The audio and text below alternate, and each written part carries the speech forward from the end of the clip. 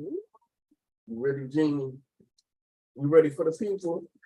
Say, yeah, I'm ready for the people. I'm the ready baby. Yeah, that's my daughter. All right, what's up, y'all? It's your boy Anarchy coming at you with another Gene Bean stream.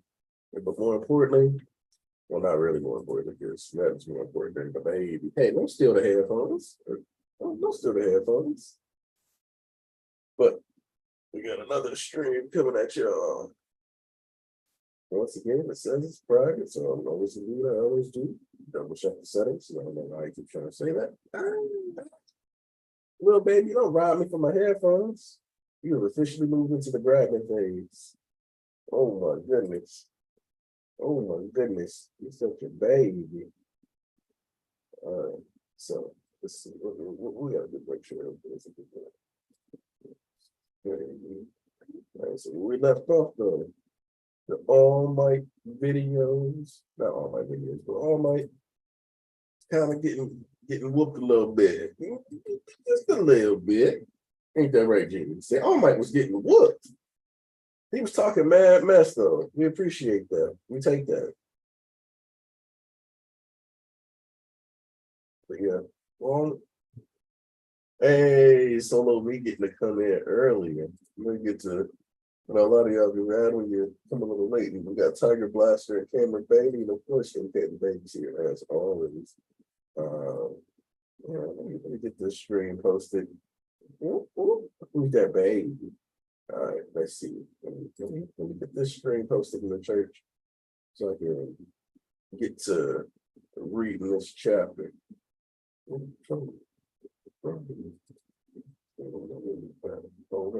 me turn off this music I got blasting in the background because I will start randomly rapping songs. That's not useful. Once I get myself with a copyright straight and rapping. I don't know. Why are you doing that? I actually don't know. Interesting. All right. But yeah, let's get the screen posted.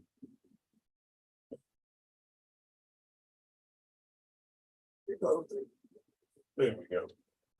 All right. But yeah, we left off with All Might on the roof. Man is struggling while making it off one. Think it looks easy. You in the thumbnail. Yeah. Let me pull up this chat because I want to get real excited. Yeah, that's little Thomas, Devontae Kent, Kurt Pookie, Mr. Andrew. Yes, she is always cute. And she's gonna be 6 months in 2 days, so you're right. This little baby just keeps getting bigger. Let me pull the chapter. New chapter coming September 18th. So we off next weekend. So we'll see what happens. All right, let's see. Let me look at that. All right, so like a 15-page, here's what this week's chapter is looking like. Yep. Oh, there. Oh, okay, we're getting closer. All right, so we immediately open up to that painful shot of the building being ripped apart. You see All Might's listing off more things, and I think last week I left us off at 11, and I mentioned that we had a couple more of them. So let's see. We used Pinky, we used Uraraka, Ingenium, Cellophane, Charge Bolt, Sugar Man. What else did we use? See, off the top of my head, I can't remember that. But no, Dark Shadow, Red Riot, and of course we had multiple Deku references. So, all right. Tentacle plus Froppy suction pads, so that's putting us at 12. He should boost my speed and mobility for tighter turns. He must be getting bored of the one-sided struggle. Shoto and Tailman, so that's 14. And then I'll set a trap. Assuming repeated massive damage to that body shortens his lifespan. I don't just afford to get the job done all at once. The problem is the source. Playing this by the book won't be all too effective. Lend me a hand, Anima.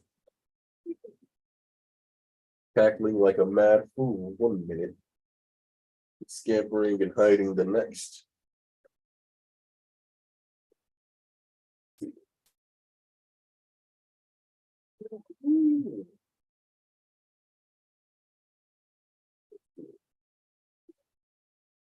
Got the bird scouting. All Might's coughing blood up more seriously than he's ever done. Cackling like a mad fool 1 minute, scampering and hiding the next. Here he comes. Your goal here is no mystery to it, and I don't need to waste excess strength to twist that garish grin into an agonized grimace. Okay, so this goes back to what I've been telling people because people why didn't he just use the EMP? And it's like, because bro, he don't like this nigga and he's gonna torture him. Power saver mode is plenty enough for killing you. Rise. Let's see. He's got tendrils going all through the building. Ooh. Lion. It's saying, no, I really am conserving my power. We see we've got the laugh now, probably later faces built into those tendrils, trying to chomp All Might. Jeez. Now, where'd that lovely smile go? You're nothing but a bag of bones missing half his guts. An old fool providing hospice care for himself with shoddy simulacrums of the children's power. Smile, you're still on camera. The whole world's watching, remember. They'll see the symbol of peace fall into his doom as the symbol of impotence. He's talking that shit. Their guiding light about to dog. Hori is going crazy with this one. The way he just busted out of the wall. See, this takes those I'm in your walls tweets and memes to the max because Jesus. You still don't get it, good buddy. Lights tend to flicker on and off. So while my light might be snuffed out, someone's sure to pick up my torch and shine on. And when the radiance meet the darkness, there is no need for light. About 300 meters northeast of Ground Zero for the Divide and Conquer operation, 32 heroes were tasked with mopping up the villains who weren't warped away. All but one of those heroes were wiped out. Ooh, all right.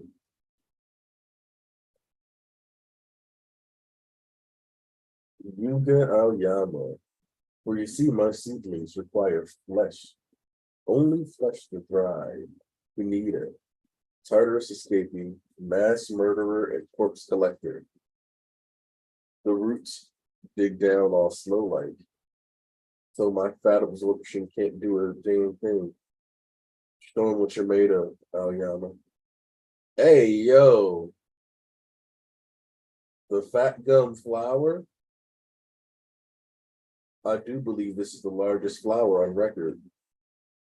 After just one bloom, the spreading pollen allows them to propagate like a daisy chain, if you get what I mean.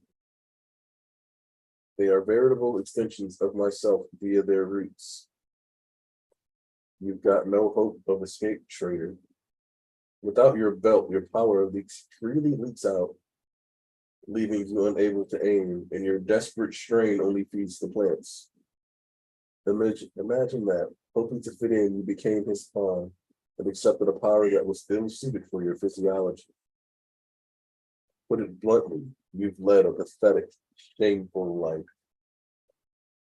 Oh, Yuga, how wonderful. Hence why I said, merci. Did he really say that? Reminding myself of how shamefully I've lived is what spurred me on to follow in the wake of the light they bring. It's given me the desire to shine, and deep down within my core. Oh, snap. Chasing after that which is beyond your sight has led you to an equally shameful death. And then we see a laser barrage getting fired to Invisible Girl. Let there be light in the darkness, so that I might twinkle as well.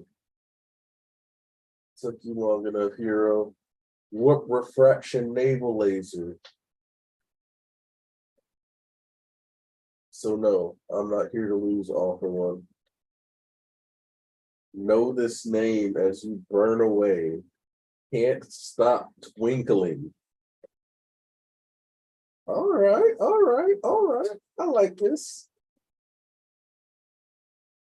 And the added poetic justice of this being a quirk that he considered kind of a troll quirk, one that he kind of gave away solely with the purpose of, well, I don't like this quirk, so I'll just look to him as a means of manipulation and kind of make things worse for Aoyama because he didn't want the quirk,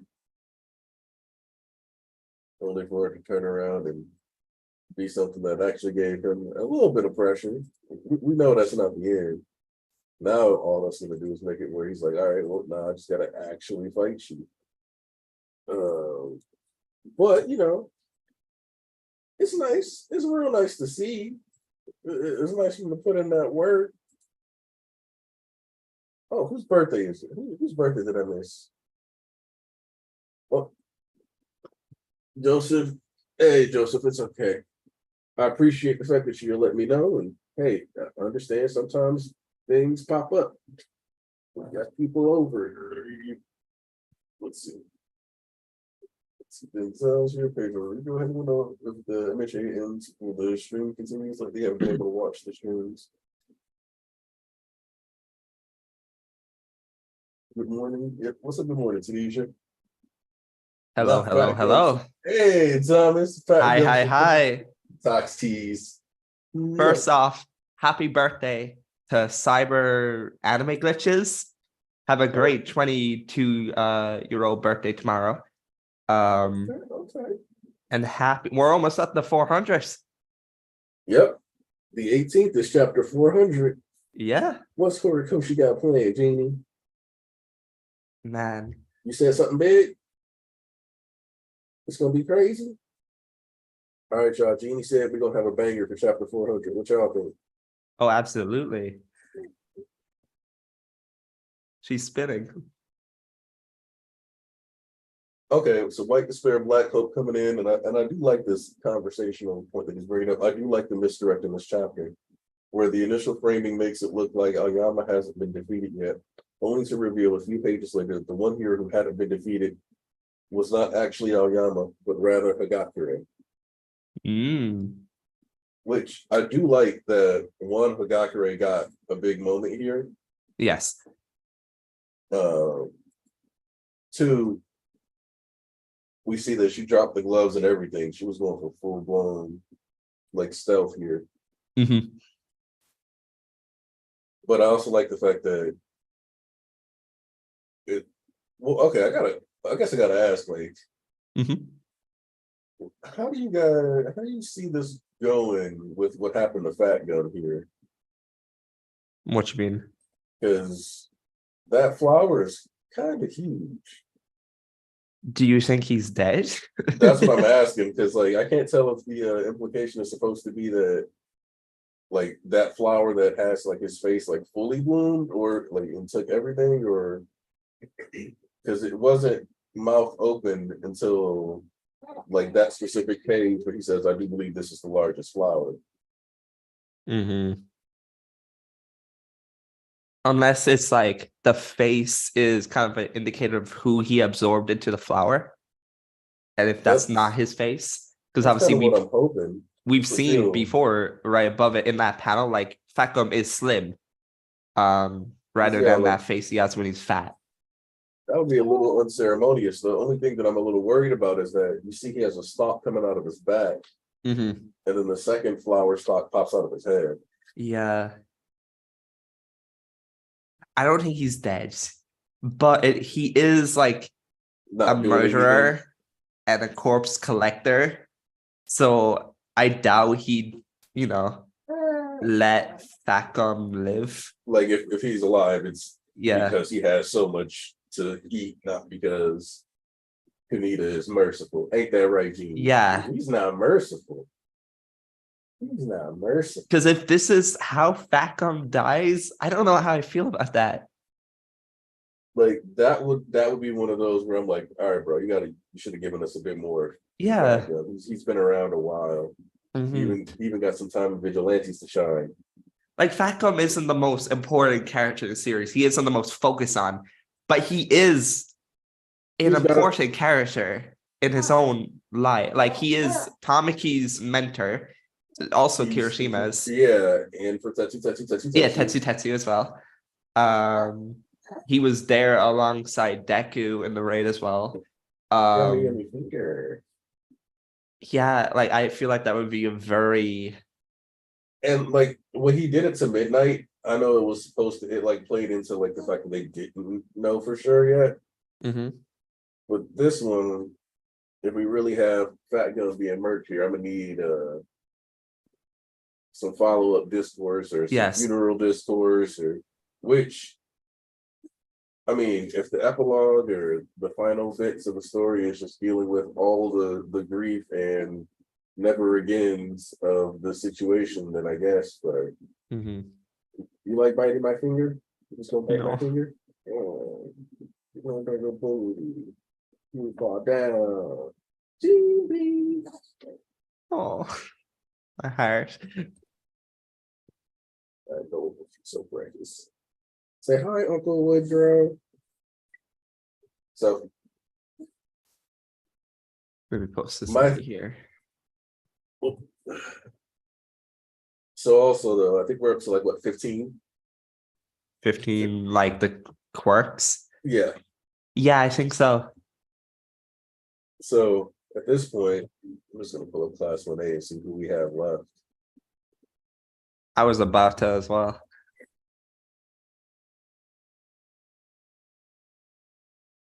We have what? We have Bakugo's left. Yep. Wait, so we have Ayama is done. Mina done. We didn't get Sue yet, did we? Yeah, we got Sue. Okay. We haven't gotten Jiro, Hagakure, but I think part of layering her with this chapter is that we're not getting Hagakure. Yeah. So Jiro, and he mentioned Shoto this chapter, but I didn't see anything particularly Shoto like. I think it was it like the canon was Shoto? Oh, so Mineta, Oh yeah, true. Bakugo, Mineta. and Jiro. Did we finish? Correct me if I'm wrong. Did we get Momo? No, and no Momo, but like the whole suit is kind of Momo, right? Yeah. Yeah, true. So yeah, so I think we only have like 3 to 4 left, and we know replicating Mineta is going to be kind of hard. So I'm guessing it'll be that ball that Mineta stuck to his leg that comes into play. I guess like glue, something glue related could be Mineta. Yeah, and then so for Jiro, I'll be curious to see how that's done. Maybe it'll be a. See, I can't see Jiro being used outside of either a Sonic cannon, which I wouldn't be opposed to, or if All Might gets blinded, and then there's like some kind of sonar detection. And Maybe having to use that, but yeah, kind of feels like next chapter is the end of this fight. Yeah, especially after that one punch to the stomach from Alpha One. Yeah. Yeah, it definitely seems the end, especially when you look at like the final page, All Might's face when he mentions like as he burn away. It definitely seems like we are It's at also the end. it's crazy because it reminds me of like a reverse directional Endeavor.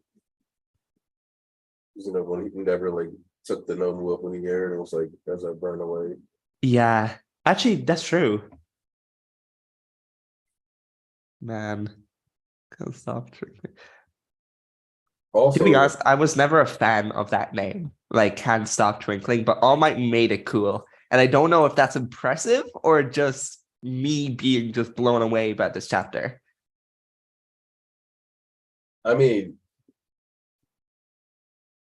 Can't Stop Twinkling is an especially appropriate phrase for All Might in that moment, just because it's kind of like, man, I'm always shining. Yep. Even in these like darkest moments, like I'm still shining.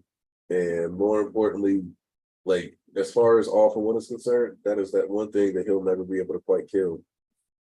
The dregs of All Might, you know. You can never escape them. Ever. But what are you gonna say? Sorry, I cut you off beforehand. Oh no, you're good. You're good.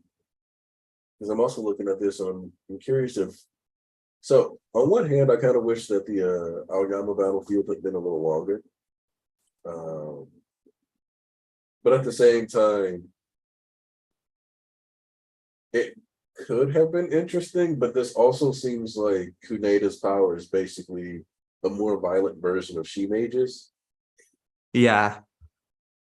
So in turn, if it's just a more violent version of She Mage, then there's not a lot you can draw with that. Hmm. Like either you get hit with pollen and the flowers start sprouting from you, or they don't. And there's not much else, right? It is wild to imagine like this being more violent than She Mage's, because She Mage is terrifying in the way that she could have killed Tokoyami. Like that, like having just flowers, or I guess what was it? Mushrooms pop up in Yeah, your throat like that. That should have been fatal. yeah. She put mushrooms in worms, and then it was like, all right, Mhm. here's some treatment. In this case, though, I mean, obviously, it's just a reference to the corpse flower itself, which is Mhm. this flower that blooms, I think, like once every 7 years or some crap. I've It's never heard called, of that course flower. oh it's called that because it stinks like rotting flesh. Let me see if I can find a quick link to a Yeah, corpse the flower odor is image. meant to mimic decomposition in order to attract pollinators, aka flesh flies and carrion beetles. What the hell is a flesh fly? And then Ugh, let me just link the Google so search manky. into the chat. Because yeah, it's like and they are huge. Like I kind of wanted to. That's too long. Like I kind of wanted to go with the Chicago botany, whatever it's called, botanarium. Mhm. Might have just made that word up, but why does the corpse flower only bloom every 7 years? It takes 7 to 10 years for a single corpse flower to gather enough energy to begin its bloom cycle. The garden began collecting Titan arrows in 2003. Yep, Chicago Botanical Garden. As part of the worldwide Mm. conservation effort to preserve the species.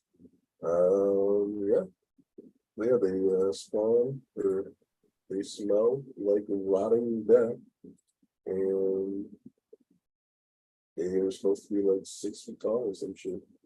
Mm. Let's see if I can at least find an image I can do.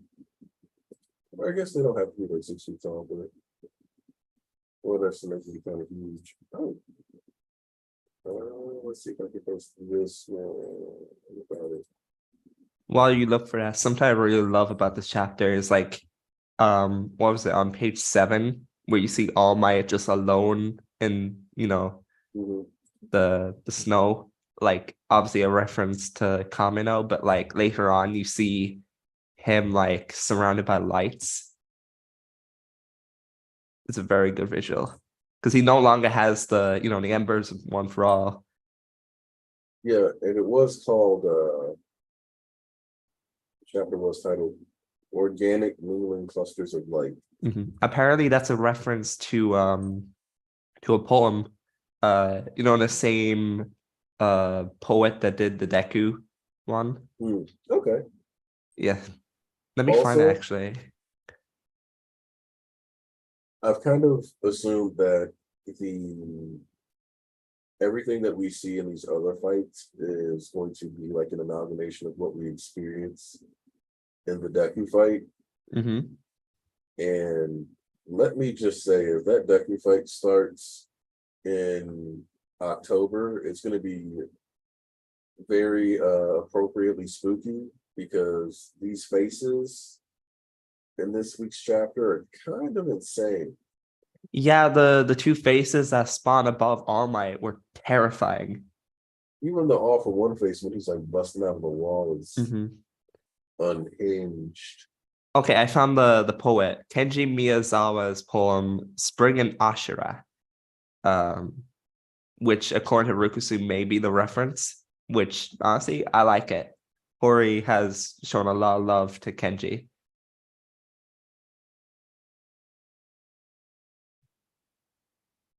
Send me the link. I'll send you a link.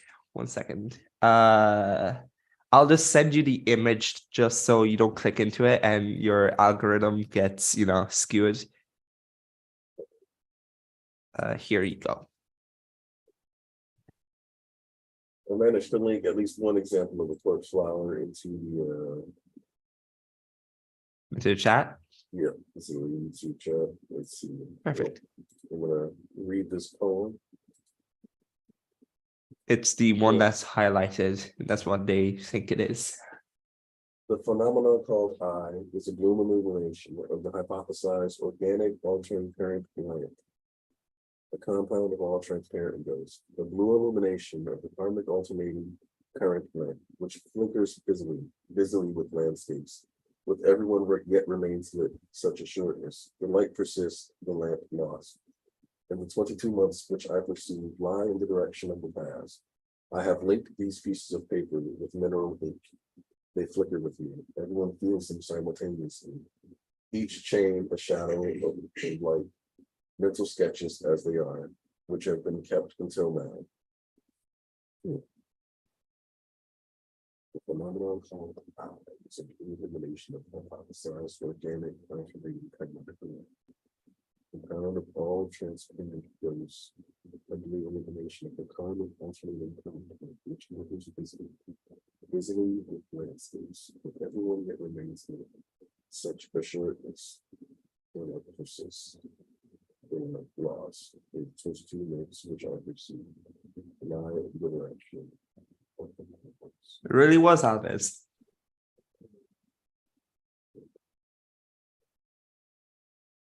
Okay.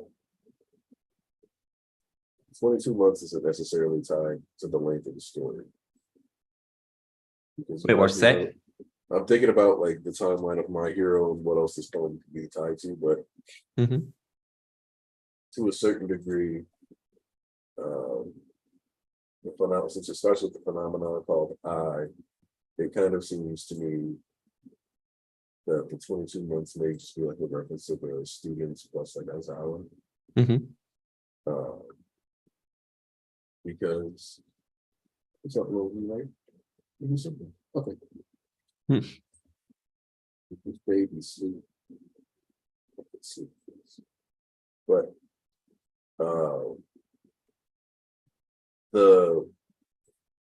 since it talks about the phenomenon of I, when you think about it, All Might does serve as a light or like that symbol of peace, but he spends a lot of time as an individual seeking to be that symbol of peace. And to a certain degree, focusing on that I, that self. But now, as the lamp or his heroism, his connection to One for All has faded, you still see that light moving in the other students. And that's why even All for One, he was kind of pointing out that he's using the quirks of the children or their light to continue fighting to a certain degree. And the light or lamp that he is already gone. Which I'm also curious if, because All Might kind of, we don't get any emphasis on it after he takes that big hit. So it's hard to tell. But I don't know if All Might actually has usage of his legs anymore. Like, I mean, he's been using assist, so it might just be that it doesn't matter. But that blow looks like it might have shattered his spine. Let me actually go to the panel. Yeah, it honestly, I thought it went straight to the hip. Yeah, it's either I guess I could see that. Yeah, it's either the hip or his spine. I just know that that's the idea of him being able to use his legs without the move assist is. it is worrisome because sooner or later, like the suit will fail. Like it will not be able to, like, be usable. So like Oh. immediately after, like All Might is a sitting duck. Oh, oh. Let me know if my nose starts bleeding. You're good. Hey, Aniki, I don't want to be negative, but do you guys think Hori has delivered on the Tartarus prisoners? Because calling Kuniida a mass murderer to get taken out is not good, IMO. So I definitely think we're making a few more concessions for health. I would have liked to have seen more of Pineda.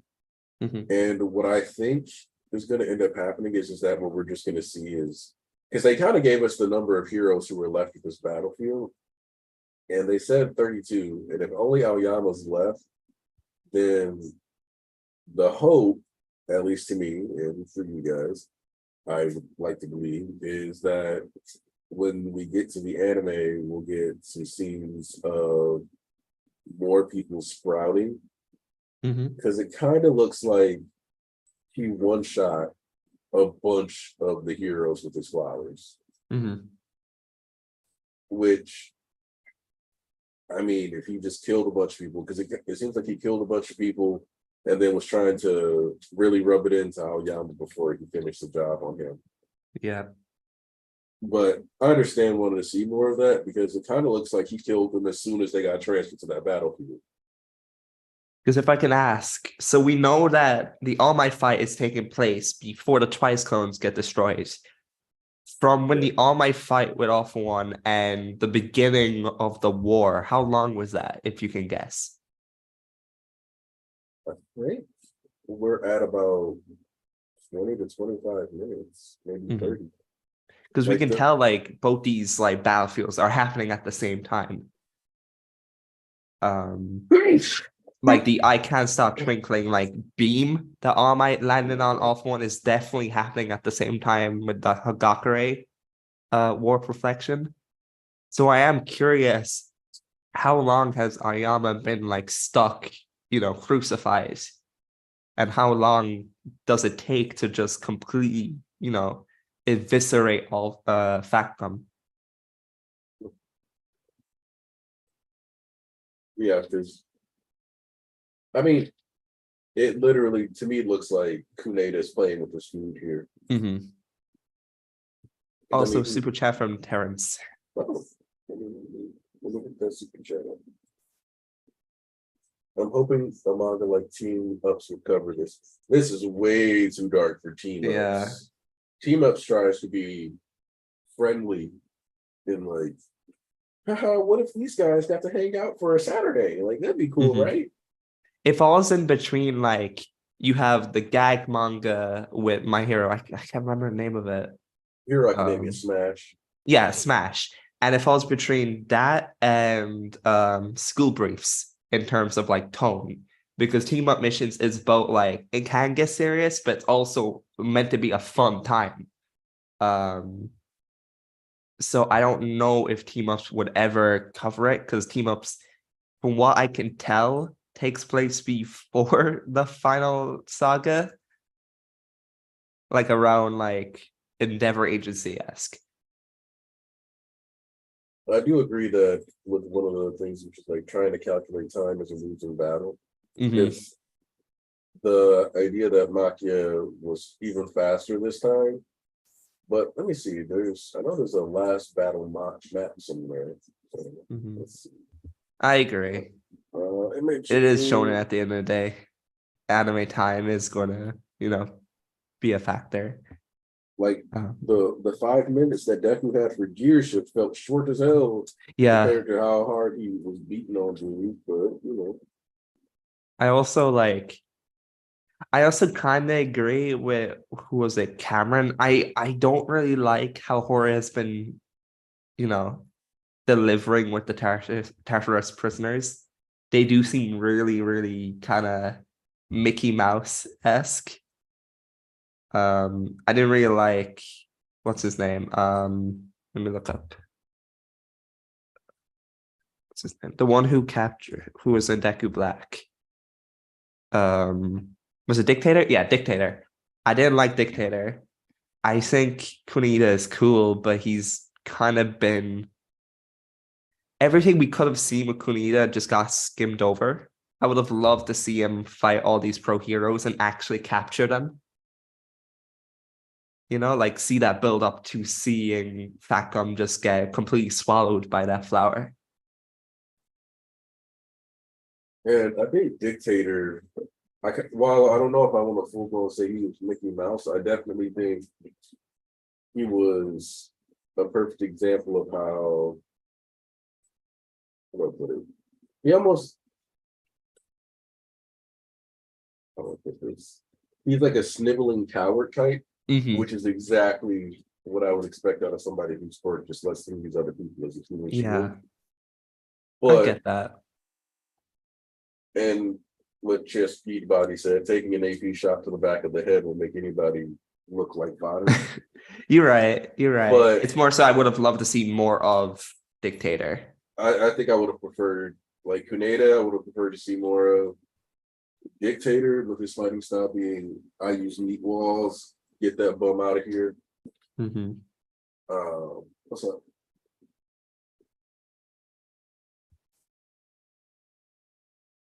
What about those silhouettes behind Alpha War Bob? Then I know Gasly is meant to be in the war, and we don't And know where he is, but I assume everyone kind of just agrees he may be near Cerro. So then that's another thing too that because like Tanisha brought up that it might be a byproduct of some of the editors being like, nah, don't show that shit. Yeah. Because on one hand, like we're also getting random like 7 to 8 page chapters, and I'm not necessarily jumping up for joy to have those. So it's kind of like if we trade some shorter battlefields for better chapter quality on the stuff that matters more, I'm not necessarily opposed to it, especially because a lot of it can be expanded upon. And for the most part, My Hero anime, I'm trying to think of something that like contradicts the manga and the anime outside of and the only thing I can think of is that thematic contradiction of having Class 1A give that friendship speech during the provisional license exam. But wait, which friendship speech? Because there was a lot of speeches in provisional license exam. Maybe not speeches, but there was a lot of talking. When Momo's group gets attacked by the T-girl. Oh, with the yeah. Okay. And that only bugged me because the first time you heard like actual like conversation about like the power of friendship was with the trash trio. That's the only reason I don't like that speech. But I don't think there's a lot of like hard contradiction with the anime. So I'm trying to think of another one that exists, and I can't off the top of my head. I probably have to rewatch the entire anime to find the contradiction. Overall, I think the anime is pretty much like, if you ignore the arc switch, it's very faithful to the manga, or it improves upon it. Like the final exams arc is like one of the best examples because it completely takes the format and how Hori tackled it with the constant back and forth switching, and gave it like, you go from each battlefield one by one. Or I guess not battlefield, but you go from each like test. But yeah, like, and I did prefer how final exams is done in the anime in comparison to the manga. Like I like the manga, and so I guess that's a direct contradiction. That one, there we go. There's a contradiction. Because the anime didn't have them getting to observe each other's tests, but I think it made for tighter storytelling to have it switched around. Because hearing who was passing and failing while you're taking an exam was a way to add extra mental stack to them, which I'm also going to say that, how do I put this? There's like, as far as setup goes, the final exam having different battlefield, all the students have different battlefields, and having them you get updates on each other's battlefields is a reflection of what we're getting in the final exam. So I mean, here in the final war. So it's probably like like a kind of a teaser for the idea of this war that Hori was shopping. Mhm. So like in that sense, it's a bit of a contradiction, but it doesn't, impact the narrative nearly as much when Mhm. you still have that same impact relayed via the professional license art when they were Yeah. getting the updates. So it still works. Joseph can't join the stream, but he did give me something to say for him. Okay. Um, he said it's a great chapter. Hopefully, the anime will expand on the Aoyama battlefield a little. I love how Invisible Girl and Aoyama work well together. It's something that has been seen since before PLW. Yeah, because it was, let's see, I'm trying to remember the first time we saw we knew she could refract light since provisional license, I want to say. Yeah, we saw. I mean, before that, we saw them team up when they were showing off like how well they progressed from their like internships, Yeah. like when they were fighting against all like the funny robots. So Which was really cool. Just seeing that come back full circle, like to this moment, it's great. They're a great team. yep. So like keeping that. So there's consistencies here that I like. So this also ties back into something that I remember now, that I remember one of the earlier critiques being that My Hero fights are often shorter than some other anime would do them. Mhm. But it was something that I kind of liked in the series, because the whole reason why a lot of the fights were shorter is because people were like, no, I'm not going to give you more time to do big attacks and do damage more and possibly destroy the city or anything like that. Fuck out of here. It's my job to make sure you don't get to do all that stuff. Wait, So I'm gonna, you expect me to give you like 5 minutes to transform? Nah, get out of here. Which I like. Also, hey Volk. Oh, hello. Hi. Hello, hey, hello. well, I was just waiting for a moment to jump in. Now you're Uh, fine. yep. How are you? I'm good. I'm good. Hey, nice. End of the summer, so like the weather's fluctuating, but Mhm. I had a nice summer overall. I had a very nice summer looking back on it. Anyway, this chapter. Um, so I think we've all been wondering, like, okay, like how is he going to knock these remaining dangling threads out? Like, how is he going to wrap them up? And I think, like, I'm estimating, I think this is like the second to last volume, honestly. I'm going to be entirely honest. Just the speed we're going, the way things are shaping up, you leave most of a volume to Deku versus Shigaraki, maybe an extended final volume, like I know happens a lot of times. Like, so here, like, I was wondering, okay, like, are we going to see Aoyama versus the flower guy in full? And kind of no, we really didn't get to see a whole lot of it, and I don't think we necessarily needed to see it all, because I think it's pretty clear that like we're only going to be rewinding back in time for like the big fights, you know, and there is always room for the anime to expand on this for sure. But I really liked how the whole thing with Toru kind of came full circle, because remember, she was the one who caught Aoyama at the start of all this, right? Like she was the one that actually busted him. And even when like Deku was like moving in to apprehend him, Toru jumped in there with the naval laser, and like that's what brought Aoyama in. And so there's this little full circle thread that's popped up in like the last stretch of the story, where again she comes in to kind of free him when he's in a tough spot.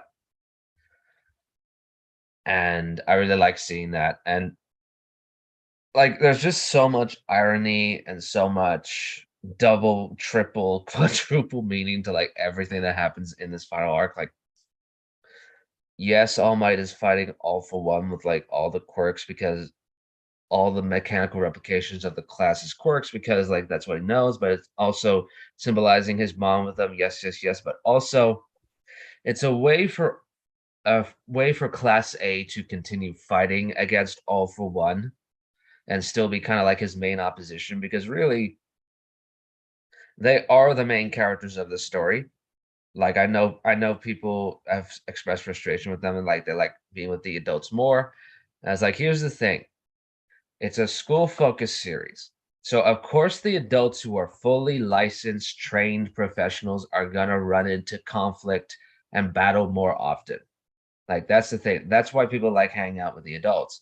Whereas with the students, like slice of life necessarily isn't for everybody, especially when like the stuff after PLW really does go back to a lot of those school focused arcs. Like you get certain things that happen and people are like, well, why are we getting this? And it's like, well, you're getting this because it's the only logical thing that can follow up everything that's happened before, Yeah. you know? So here again, like you were talking about final exam.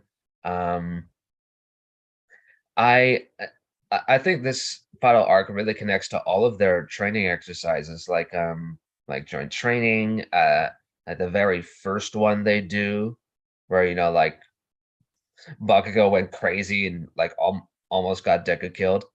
Like also Culture Festival, like you see that pop up obviously with Gentle, but also, like kind of the crew being together even, like Jiro, like, what does she do to get like All for One's quirks to start rebelling against him?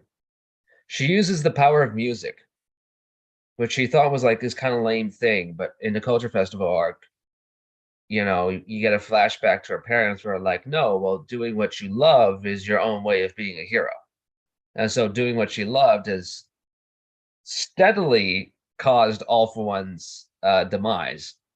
Like they weren't really doing much to him before that legato attack. And when he got hit with that, that started the chain of events that's eventually leading to him getting killed.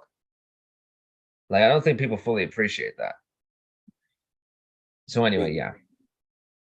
You're not wrong, and I think obviously I think part of it is the symptom of the new order virus too. But the reality is that the people and the consciousness tied to the quirks that are inside of All for One saw somebody effectively lose half their fighting power and still try to blast them. And that led to them like at least pausing him for a brief moment, creating openings, forcing him into a position where he had to, which we all agree it never did get the W. He just a new round started. Yeah, All for One hit reset on the game system because he was losing. Everybody knows how that went back in the day. he used his last remaining quarter. I was like, not this time. No. And he somehow reset the game with like the new game plus bonuses, like max level, all the best equipment and gear and stats. And it's funny you mentioned New Order because I don't think that really extends to the copy of All for One because that's not what was afflicted. Specifically with New Order, I was rereading the Star and Stripe arc because I was rereading the whole series. And let me tell you, the whole series on a reread, what a rush. Like you were talking about, like, I remember you said like MHA was kind of known as slow burn. I was rereading this. I was like, this is not slow burn at all. Well, and that's so like I've seen a lot of people call MHA a slow burn. And I think it's only considered a slow burn now because other series are faster now than they used to be. Yeah, and shorter. Like I've seen more people call it slow burn because they're weekly readers. Yeah. Which honestly not a slow burn. It's just a slow process. Like you're reading it weekly. You're waiting. Manga is slow. It's a slow process. Like it takes time. Because, and like I've read a lot of series that like are in excess of 400 chapters. And let me tell you, man, it's not pacing is not about length. It is about how you progress through the story. And like there are series that have not even covered half the ground MHA has with the same amount of length. like, Just because of pacing. We gotta do it. It's time, Volk. for the One Time Piece for what? reference. Ah. Because and honestly, I would say like Bleach too. Bleach and One Piece are both way slower burn, like are far more in the realm of slow burn. Mhm. Like Bleach, for example, you actually spend a solid like 40 to 50 chapters in Karakura Town before like Yeah. the Soul Society arc even starts. So it's Yeah. borderline a Monster of the Week format for what is the equivalent of a year of weekly manga reading. Mhm. One Kubo Piece, was just kind of freestyling at the start. Like he didn't really know what the series is going to be like yet. One Piece, we don't even hit the grand line until chapter 100, and that was with the editor rushing him. Oh yeah, he set a deadline. He was like, "Hey man, I know you like exploring, but you got to get the fuck out of East Blue by chapter 100." I'm sorry. Like he was rushed to the grand line. It was chapter 100. Compare that to Yeah. Undead Unluck, where by chapter 20, I think possibly even by chapter 10, the mission had become let's kill God. Mhm. Yeah.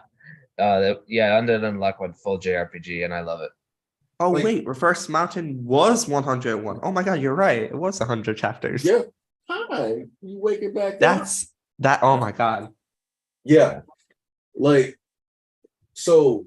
When I see people like MHA is a slow burn, I'm like, well, yes, but no. Like you have to be patient in some of the readings, but like I'm gonna be honest, it's probably if you had to compare it to every current running like shonen, it's probably the best paced. in my opinion, it is. It Yeah. definitely is. Like, I mean, There's so I like JJK. What I don't like in JJK is how like a lot of the cool opportunities for like world building or like politics just gets No, like it's like we narratively speed run. squashed. It is like deliberately squashed in some form or shape or way. Like the best example, without getting into spoilers for people who maybe only watch the anime, is how they directly state that the Gojo family is basically just a one-man family of Gojo Satoru. Mhm. Because then you know, like any of the decisions of the Gojo family are direct decisions of Gojo Satoru, so we don't need to deal with any politics associated with the Gojo clan. and even the Because Zenins, like, Mhm. yeah, they're like an obstacle for like, I think not even like 20 chapters after the war, where like you think some politics would come in, and then they don't. but they that, don't. that's all we're gonna say there. They When don't. when you talk about like JJK and how they handle like politics and like world building, it's like we're in a car and we're driving and we're getting to that like like the best part about it, whether it's like the Zenin clan or whether it's like you mentioned, like Gojo, it's like you hit a brick wall. It's like it's a nice drive and then bang, it just Yeah. goes nowhere. I remember that little Miwa panel during Culling Game. Oh no, don't remind me because immediately after she just shows up. Okay, okay, like here's the thing with Gege. I've said this I've said this before, but he's a very ADHD kind of writer. Like he will, if he's interested in something, he will do it very well. Mhm. But when he grows disinterested and kind of moves on, it's very obvious. Like he kind of toys with things and then he doesn't really do anything with them.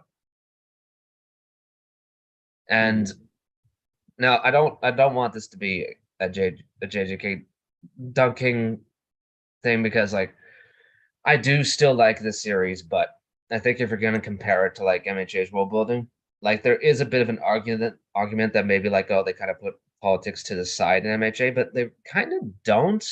I think the closest is like the HSPC kind of becoming like kind of going into the background, where it could be done more. I would have liked to have seen more from that, but we are dealing with politics constantly, actually, in the final arc, because Star went over there like kind of half cocked without approval and detonated some nukes on Japan's shore. So now all of the other countries, seeing that did nothing to Shigaraki, are just like, well, we're not helping. Sorry. And like you get follow-ups to that where the president basically all but confirms that they plan to negotiate with All for One, even though obviously by that point it's not going to matter because All for One is steadily rewinding. He's not going to take over Shigaraki again without an accompanying vestige. Shigaraki, even if there was a chance, like even if there was a chance to negotiate somehow with All for One, Shigaraki does not care about that, Mhm. right? Like if he wins here, he's just going to destroy absolutely everything. That's the thing. But on top of that, I do want to circle back to Star and Stripe, and I was going to mention this before we went into the whole world building discussion. But when I was rereading the Star and Stripe arc, toward at the end of that in the last chapter, we know that New Order can set up 2 rules. Now we learn what the first rule is, which is New Order will rampage against all other quirks inside All for One. And that's what we learn. And there's an argument to be had that that's still affecting Shigaraki to this day. Okay.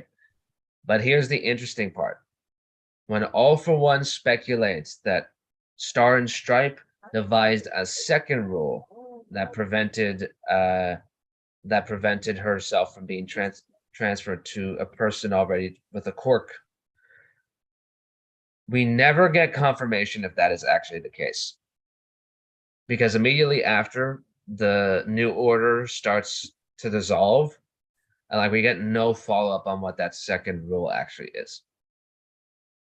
I Now- don't think I think he was being he was suspicious of it, but we know that before it got taken, she said that she wouldn't decay.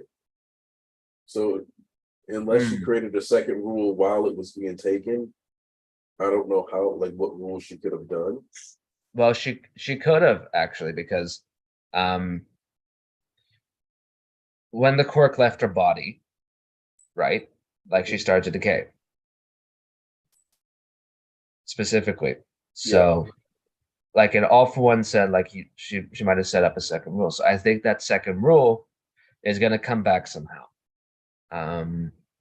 Because like when you look at Star and Stripe, yes, it does explain how like nobody's sending aid. It also sets up the pilots to be there. Now I'm gonna be entirely honest, I don't think Horikoshi would do an entire little arc that just kind of that admittedly comes out of nowhere just to set that up. Like he could have written something else, I feel. So I'm of the belief that second rule is very key. So I also think that the New Order virus actually buffed Shigaraki. Because if you remember, it's after, because if you look at like how Shigaraki's body looks, like he swells up and shit, like he's having an allergic reaction, right? And then even after the New Order virus, like is deleted or destroyed, his body is still like having all those spasms and stuff. And it's in the recovery process that he starts, sprouting the whole extra limbs and all that other stuff.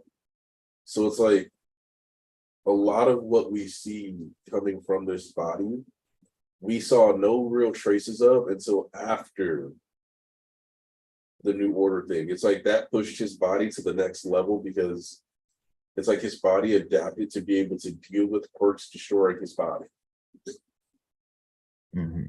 So to me, what the actual purpose of that was to shut all the other countries out, give Shigaraki a buff, even though people will be like, oh, it was a nerf because some of his quirks got destroyed. Well, don't get me wrong. He definitely lost some quirks. But do we really think that like that reflection quirk is worth the physical augmentation that his body got from like when he like recovered from it, like the ability to just sprout limbs and shit? I think the trade-off has been pretty Shigaraki benefited. Like it's not as many quirks, but he doesn't need them now. Like I think trading a few dozen quirks, even when your power lets you steal them anyway, for a body that can do shit that most people need quirks to do is a pretty good deal. What's up, little girl? What's up? Say hi, Bob. Hey, Hi. is she paying Good attention? morning. Hi. Hey, Seth. Good morning, Seth. Say Hiya. hi, Seth. No, Oh, finger too yummy. Okay. Mwah. How you doing, Seth? How'd you feel about this week's chapter? Oh, I thought it was fun. Like, I mean, it's the usual dose of symbolism and such. So, like, it's not that I don't have anything to say, but it's like, it's more MHA. Like, nah. I think it was really neat to see All Might and Aoyama get that parallel lined up because their situations are actually fairly similar. The only difference being who granted their powers and such. So I thought it was really enjoyable just to see that kind of nod from Horikoshi. And also, yeah, Kunieda's quirk freaks me out. I am glad he is gone. Also, that is stuff from my nightmares. I think Thomas and I talked about this before Wolf got in, so we're both here. We have, it looks like maybe 3 student quirks left. 4 student quirks left. So, and for recap, arguably, okay, so you can argue up to 5 student quirks are left. You could argue that Momo's quirk is left, but I think we can all agree that like the armor itself is basically Momo's quirk, so it would feel weird. And how would he even replicate it? Maybe sprout a sword or something? I don't know. Create a cannon, knowing Momo. And we already have the cannon because it was Yeah. for Shoto.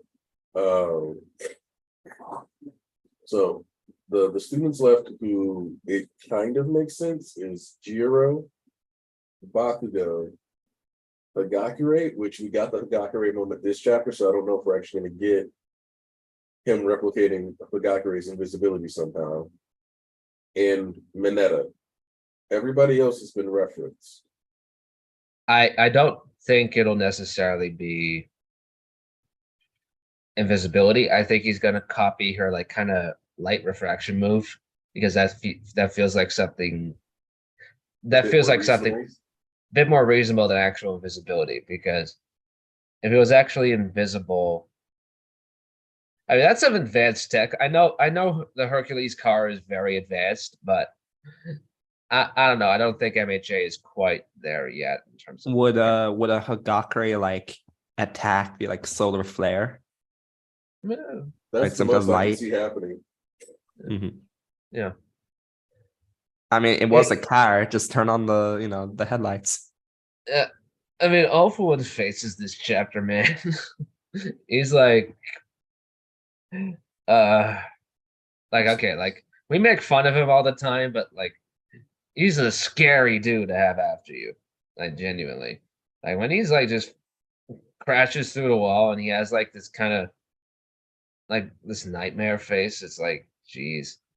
He's doing the Yeah, when All For One is pose. having a good time, you are most definitely not. Just Oh, Which yeah. makes it more enjoyable after that for All Might just to shove the cannon in his mouth to kind of just give us a break from seeing the face. Because I he love- is terrifying. He's intimidating. Yeah, I wasn't here last week, so let me just say I love the whole trajectory of All Might. Like he was going through a midlife crisis, and now it's like, well, he realizes, he's still in a position where he can do some good, right? So like he can still have a purpose. And when you see that spread at the end of last week, where it's like Deku fighting Shigaraki and All Might fighting All For One, it's just like, man, it So really good. is all it really is all coming together. And as far as this week goes, man, I don't know. Like Stain's still waiting in the wings, so I think he'll come in and bail him out, but Yeah,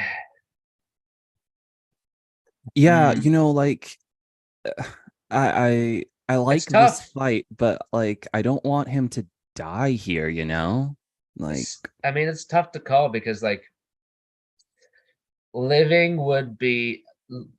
I do like now that we're at this point, I do genuinely want him to live, but the way things are set up, it can go the other direction as well. Because for him, I mean, remember what All For One said is like you missed your chance to die.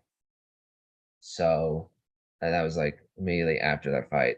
My thing is like, look at that punch he takes on page 6, Mhm. and tell me All Might's walking.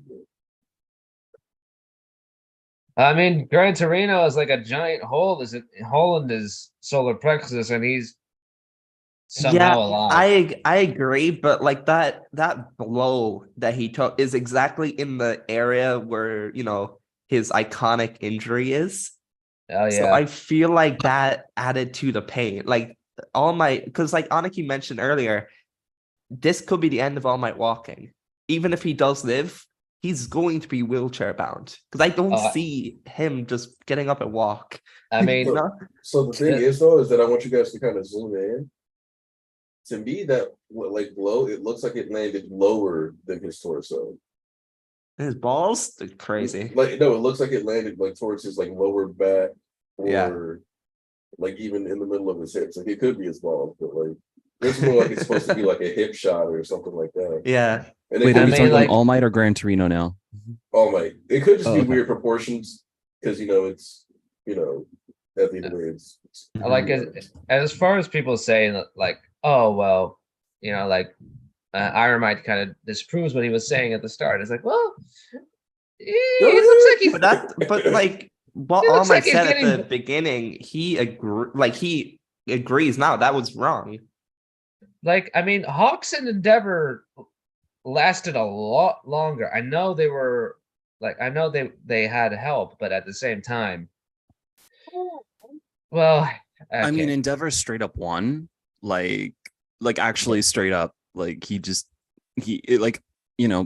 would be dead right now if not for Rewind. Yeah. To be fair, he did. How do I say? He was going up against weakened All For One with like the like severely damaged. So, but at the same time, it's like, I mean, this is a very one-sided battle in the end. Like even All Might says that. It's like this is very one-sided.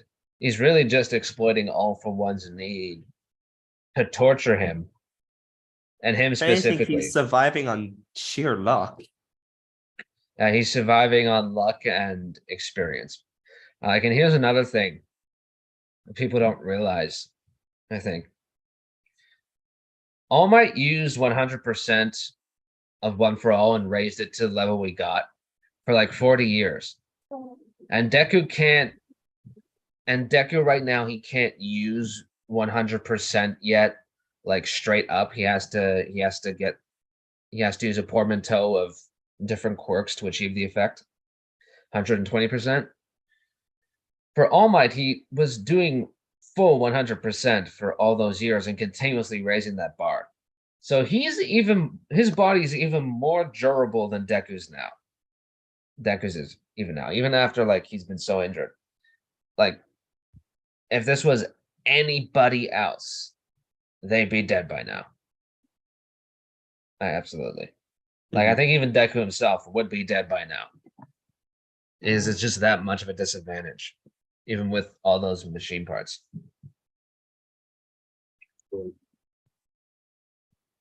which I kind of think that either way we wrap up next chapter, right? Like, Yeah. I don't think there's anything. Depends on length. Like I mean, true. like I mean, We have a break, so we should be getting hopefully another 15 pager at least. yeah, like he seems to unofficially be on Oda's schedule. Like I'll be honest. I'm okay with that. I think he's earned it. Yeah, like because for those of you that don't know, Eiichiro Oda, the author of One Piece, he is basically the magazine's ace. So like they give him some special treatment and they let him do 3 chapters at a time, including the different holiday breaks and stuff, and then he will be able to take a break himself after. And that gives him more time to do the chapters.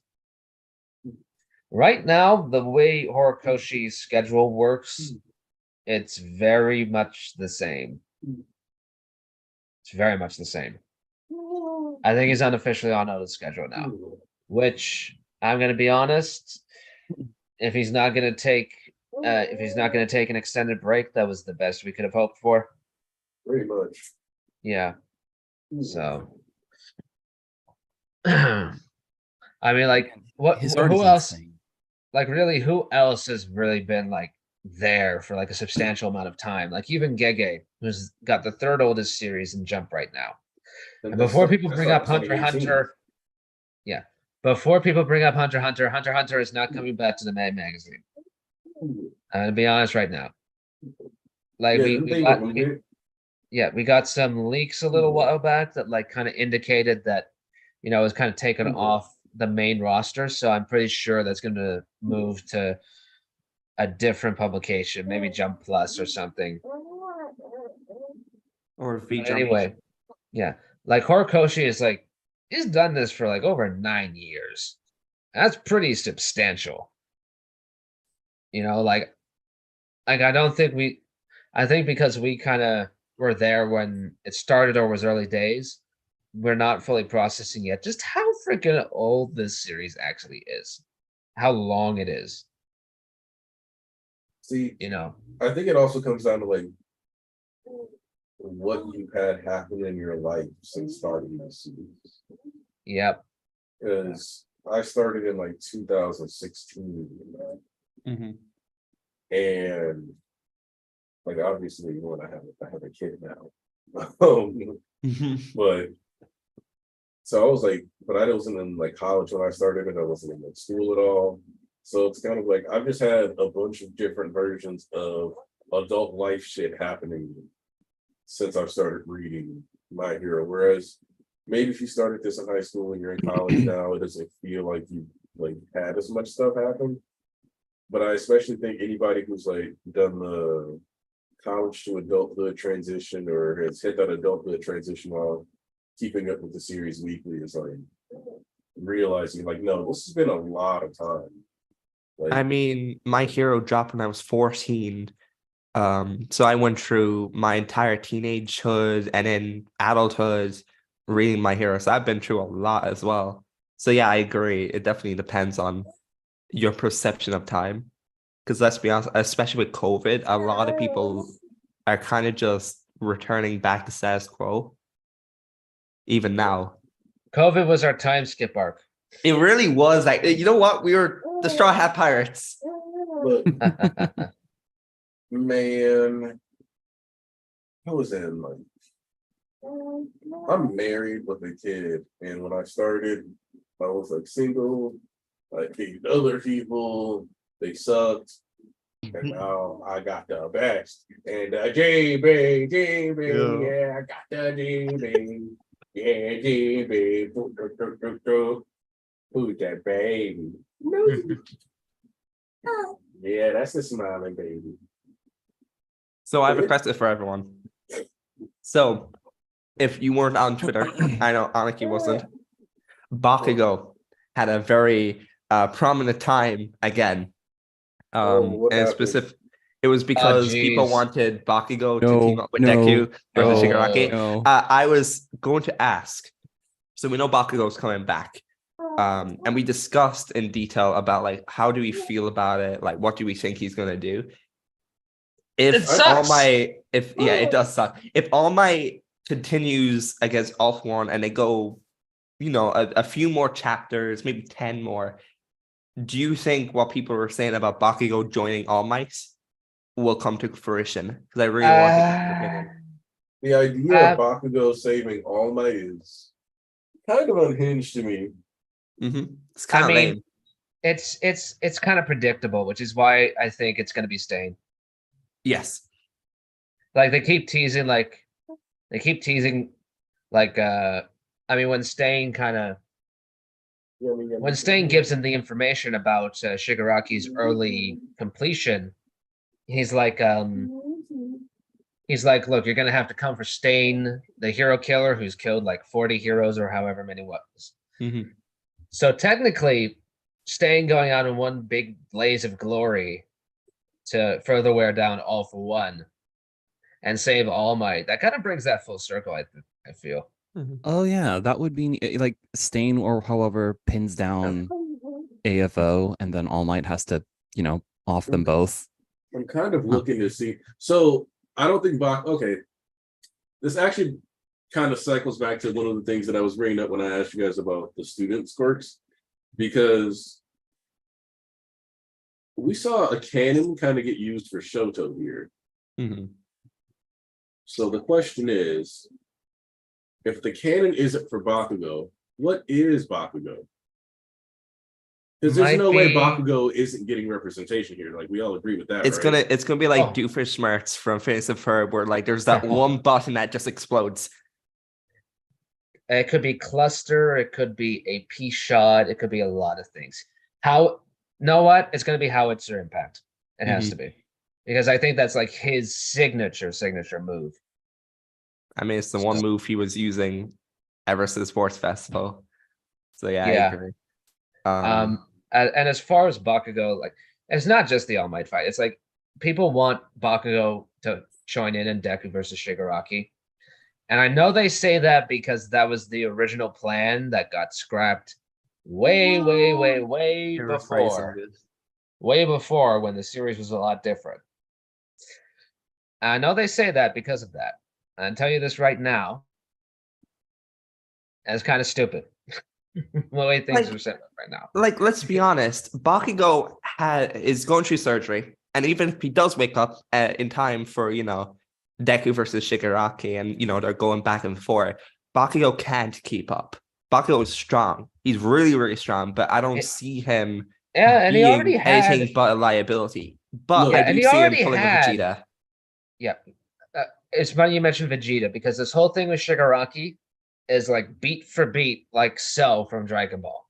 Mhm. Like the way it's set up. And so I think he's going to get a Vegeta moment where he's going to have like one last kind of attack, but I don't think he's going Yes. to be that active. I agree. So like- Oh, go ahead. So what I would say is that, do I think Bakugo needs to be trying to like 2v1 Shiggy? Not really. No. Do I think that it makes sense for Bakugo to be active in a series where it's about going beyond your limits, and as a person who kind of expects him to get an artificial heart partially augmented by Momo? Because I genuinely expect Bakugo to finish with a Tony Stark core in his chest. Fully replaced heart of the hero, just super on the nose. Because while like slandering and hating Bakugo is fun for a lot of people, Mhm. I do think that a lot of people still define him as solely that bully. Mhm. So it might just need that hard of a, because like every night, look, one of my favorite things is that Horikoshi typically trusts his readers. I'd argue that sometimes he like ends up writing a little too much in shorthand. Usually I still feel like I get what he's going for, but it leads to some stuff being lost in translation. Mhm. But sometimes he just kind of like goes, fuck, here. I'm being as direct as possible. Like, you understand now? All right, cool. Glad we get each other now. And that metaphor feels like one that's coming, especially just having, Edge Shot, a top 5 hero, literally merge and like do what he can to repair his heart and stitch himself into it. I like as far as Bakugo goes, like it's like, look, let's face it, he's gonna do something to help. Like absolutely. Like he's gonna participate somehow, he's gonna be active. The real question is like how direct is he gonna be in the fight? And I was arguing with somebody who's gonna be like, oh well, Bakugo's gonna go in there and he's gonna help Deku save Shigaraki. I'm just like, why? Why would he do that? Here's my thing, right? Like, So here's- like Bakugo Shigaraki would not, killed him. Bakugo would not save Shigaraki. What would happen is Shigaraki would be sitting there with his guard down. Maybe his ears are ringing so he doesn't hear it coming. And Deku's like having a conversation, like trying to save him, and then all of a sudden Bakugo comes in. Now that he's fucks shit been up. like nerfed and just like mega howitzers the dude into a Yeah, like Like here- people, here's my thing, right? I don't understand why, because I love Bakugo. I love Bakugo and Deku's relationship. I love their dynamic. I love Heroes Rising. But I don't want Bakugo to be shoehorned right beside Deku when this is Deku's like yeah, Shigaraki is his main villain. It's that's the also part that Deku's main, like, if you want Bakugo to be shoehorned in, like, you might as well just say, I don't want Deku to have that talk. yeah, that's the problem. That's the problem I have with it. It's like that was specifically what was driving me crazy, seeing all that dialogue, silly dialogue happening, because people are like, oh well, like, I mean, it's their story, and it's like yeah. It's like they have to do it together. It's not their like, story. It's like that's a crazy thing. Like I pointed out, it's like, look, this is ultimately everything circles back to All Might and Deku versus All For One and Shigaraki, and people were giving me shit for it because they're like, "Oh, how do you say this? You don't understand the story." I'm like, "What is this story you guys are Deku reading?" and Bakugo's relationship is important. It is one of the most important relationships in the series, but it doesn't define the series. At this point, I just want to say fuck it at this point. I don't want to give any more concessions because it's just like every time you admit something, they're just like they've come up with some other stupid argument. It's like I'm not even giving you that benefit anymore. I think what some people want, not even just like, I think and this is partially just like, the meathead and everyone that reads action series, even if they're not a meathead, they got some of it in them. People like, would you consider it outlandish to say that Bakugo is at least top 10 in the verse based on who we have access to? You mean in strength or yeah? Yeah, I would say he's definitely top 10. I'd say that you could argue possible top 5. I would say he's top 6. Like I'd say he's the only character that gave Shigaraki a scar post his regenerative. and that's why I say you powers. can automatically argue top 5. Mm-hmm. Like here's the ironic thing with Bakugo. Here's the ironic thing with Bakugo. He is absolutely strong enough to be the position of number 1. The problem is he is in a world where quirks like One For All and All For One exist. Yeah. That just like break the power ceiling. But what I don't get is like, this is Deku's story. This is Deku's villain. This is Deku's time to shine and show the world that he is here. And I don't understand why. That's the thing though with Thomas. They think they genuinely think it's Deku and Bakugo's story. That's and crazy to me. That's so crazy. It is crazy, but like it's how they think. In a lot of ways, they won't admit it because they know they'll sound kind of stupid if they admit it. But I think they secretly think this is a big Bakugo love story. Wait, so Volk, I have a question for you. Do you think they, like, when they were reading 305, 306, 304, that Bakugo was right there next to Deku in the vested world when Deku was talking about how he wants to save that little boy? I mean, this is all about reading comprehension, man. And it's like it's a similar problem that's afflicted JJK fandom specifically, where like you have a lot of people who come to the series expecting like this specific type of romance story, and like 100% genuinely believing it's happening. And then when they come up with all these tweets and takes and analysis of the story, everybody else is just like reacts to it as like, what the hell are you talking about? Like, right? It's like if One Piece fans came out with like the take, oh, Luffy will fight Blackbeard alongside Zoro or Law or Sanji. Well, we That's had Zoro crazy. killing Kaido. So Yeah, I guess that, you know what, that is the My Hero version. yeah, I mean, like I think with Bakugo, it's like okay, he's already had like his kind of like big fight. He's gonna have a moment or two after this for sure, but like he already had his big fight. So taking that away from Deku is like you're just not, you're like, to me, maybe it sounds extreme, but you just don't really care about the story at all. You just want to play matchmaker. And like invariably, it is always the people that ship Deku and Bakugo together that want him involved in that final battle. Because it's not about logic for them. You have to keep that in mind. And it's just like, it's just, here's the thing. This is Deku's I am here moment. Absolutely. Like, I think we can all agree about that. That's not we are here. I mean, okay, like I think we could get something to that effect, but more so of like everybody's cheering Deku on, or maybe like helping with some side stuff, like the Camino fight with All for One versus All Might. But here specifically, it's like Deku's goal has been to save Shigaraki, and nowhere has Bakugo ever indicated like that he wants to save any kind of villain. Like he's just there to win. And like people bring up like, oh, save to win to save. It's like, well, that's like It's that was like for specific other scenario. This is not applying to like Shigaraki. Oh, I who for remember the that rest of the tweet that people world- brought that up with. It's also Yeah. important to note that of the main fights, all of them, whether people have realized it or not, have had some component of saving.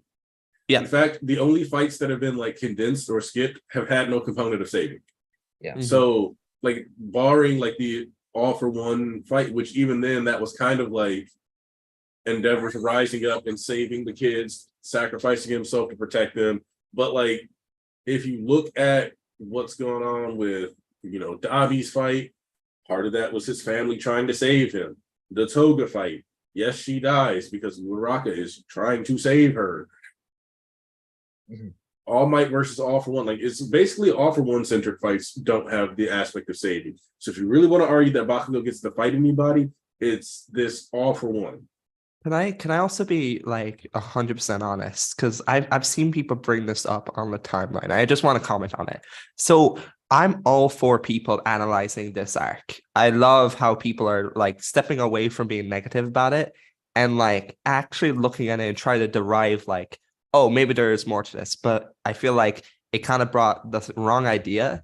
And it was the Deku Black arc, like the lessons people took from it. Because people were applying that to like, oh, but they said to Deku, you can't do this alone. So it makes no sense if Deku fights Shigaraki on his own. But up until this point, you can argue that there have been team ups, but when it comes down to the individual versus like the antagonist versus the good guys, right? You have Endeavor versus All for One. You have Uraraka versus Toga. Then you have Shoto versus Dabi. Like typically the main fights have been 1 versus 1. So Yeah. why is it different for Deku to have his fight with the actual Shigaraki, not Shigaraki for one, not Melvin, Shigaraki, when like it? What was I gonna say? It's just they. I just feel like at the end of all this, there's going to be this big blowout. I know everybody keeps mentioning it, but it's like people are so invested in like their personal interpretation of the story. They're not really open to Horikoshi maybe taking it another direction. And I'm going to tell you this right now with the people we're talking about, it's very much going to head in a direction they don't want. Like it's like even outside of like the whole love interest shipping stuff, like I think they are expecting Bakugo to have a more direct role than makes sense for him, because like I mean, if anything, like the whole thing was saving your villain, the one who Horikoshi makes sure to draw the parallel to is not Bakugo, it's Ochako. And that's why they have that little discussion right before the final battle starts. Like, and they're just like, they just kind of stand in silence looking at the sunrise, waiting for the final battle. And it's like basically Ochako versus Toga is something of a preview for Deku versus Shigaraki. Now Ochako versus Toga was largely 1v1. It's gonna be the same with Deku. And and Thomas, you mentioned like the Dark Deku arc, like people taking a lot of different lessons from it. Like I think it should be obvious to people that like there's a difference between taking on every villain by yourself and having to step in and stand your ground for very specific instances. Mhm. And they should get that, but they don't. And so you get all this infighting. So yeah, I mean all fervent arguments aside, I think it's very clear that like Deku versus Shigaraki is very much a solo affair. Like Yeah. Deku said, like I need to save him. Bakugo is not interested in any of that. It does not make sense for his character. And But it's like, Like, it's, okay, I it's know, not I know. just a solo affair. Deku has had help from everyone around him with Oh, this yeah. fight. It's just, Absolutely. it's not the whole like, oh, what they're trying to phrase it where it's, oh, it's Deku on his own. No, everyone has been like a crucial part in saving Shigaraki. Well, I It's just mean, Deku's. is it really that unfair to say that, like, for this specific final stretch, it is absolutely Deku on his own? No, absolutely. I agree. I'm just saying, like, people who are just saying that Deku is doing this just solo, like no one else matters. Like, it's Deku back in Deku Black again. That's not the case. However, I agree with you. That's absolute facts. Yeah, it's obviously not the same scenario. I think for that final battle, there needs to be like it's very much like Deku and Shigaraki have come to represent like all the kind of everything about their respective sides. Like, even though they are still just one element to the war, ultimately everything about this current conflict is revolving around them. So yeah, it just has to be solo. Like, if all the other fights leading up to now have been largely 1v1s or kind of like more personal affairs, like I think Deku versus Shigaraki, especially with the way it's set up, like the people on UA are like completely spent, right? So if they head down there, they're just gonna get in Deku's way. That's the long and short of it. So like all they can do is really hope for the best. And so I know I'm biased, but like if you're gonna get a follow-up moment, even like about the whole saving villains thing, it's not gonna be with Bakugo. It's definitely gonna be with Ochako. Right? Because that's how we set it up. And yeah, I'm not sure. I'm not sure what exactly the timeline looks like for all of this, but I'm looking forward to the conversation between Deku and Ochako about how they couldn't save. Yeah, because it's going to shape how they go about their hero careers too. Absolutely.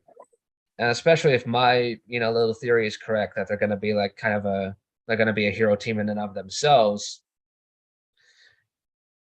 We'll see what happens, but like I think they specifically have formed this kind of philosophy about saving and paying attention to what villains have gone through to make sure that like all this stuff doesn't happen again. And I'm a fan of Percy Jackson, and one of my favorite moments in that series happens towards the end, and I think it would be so cool.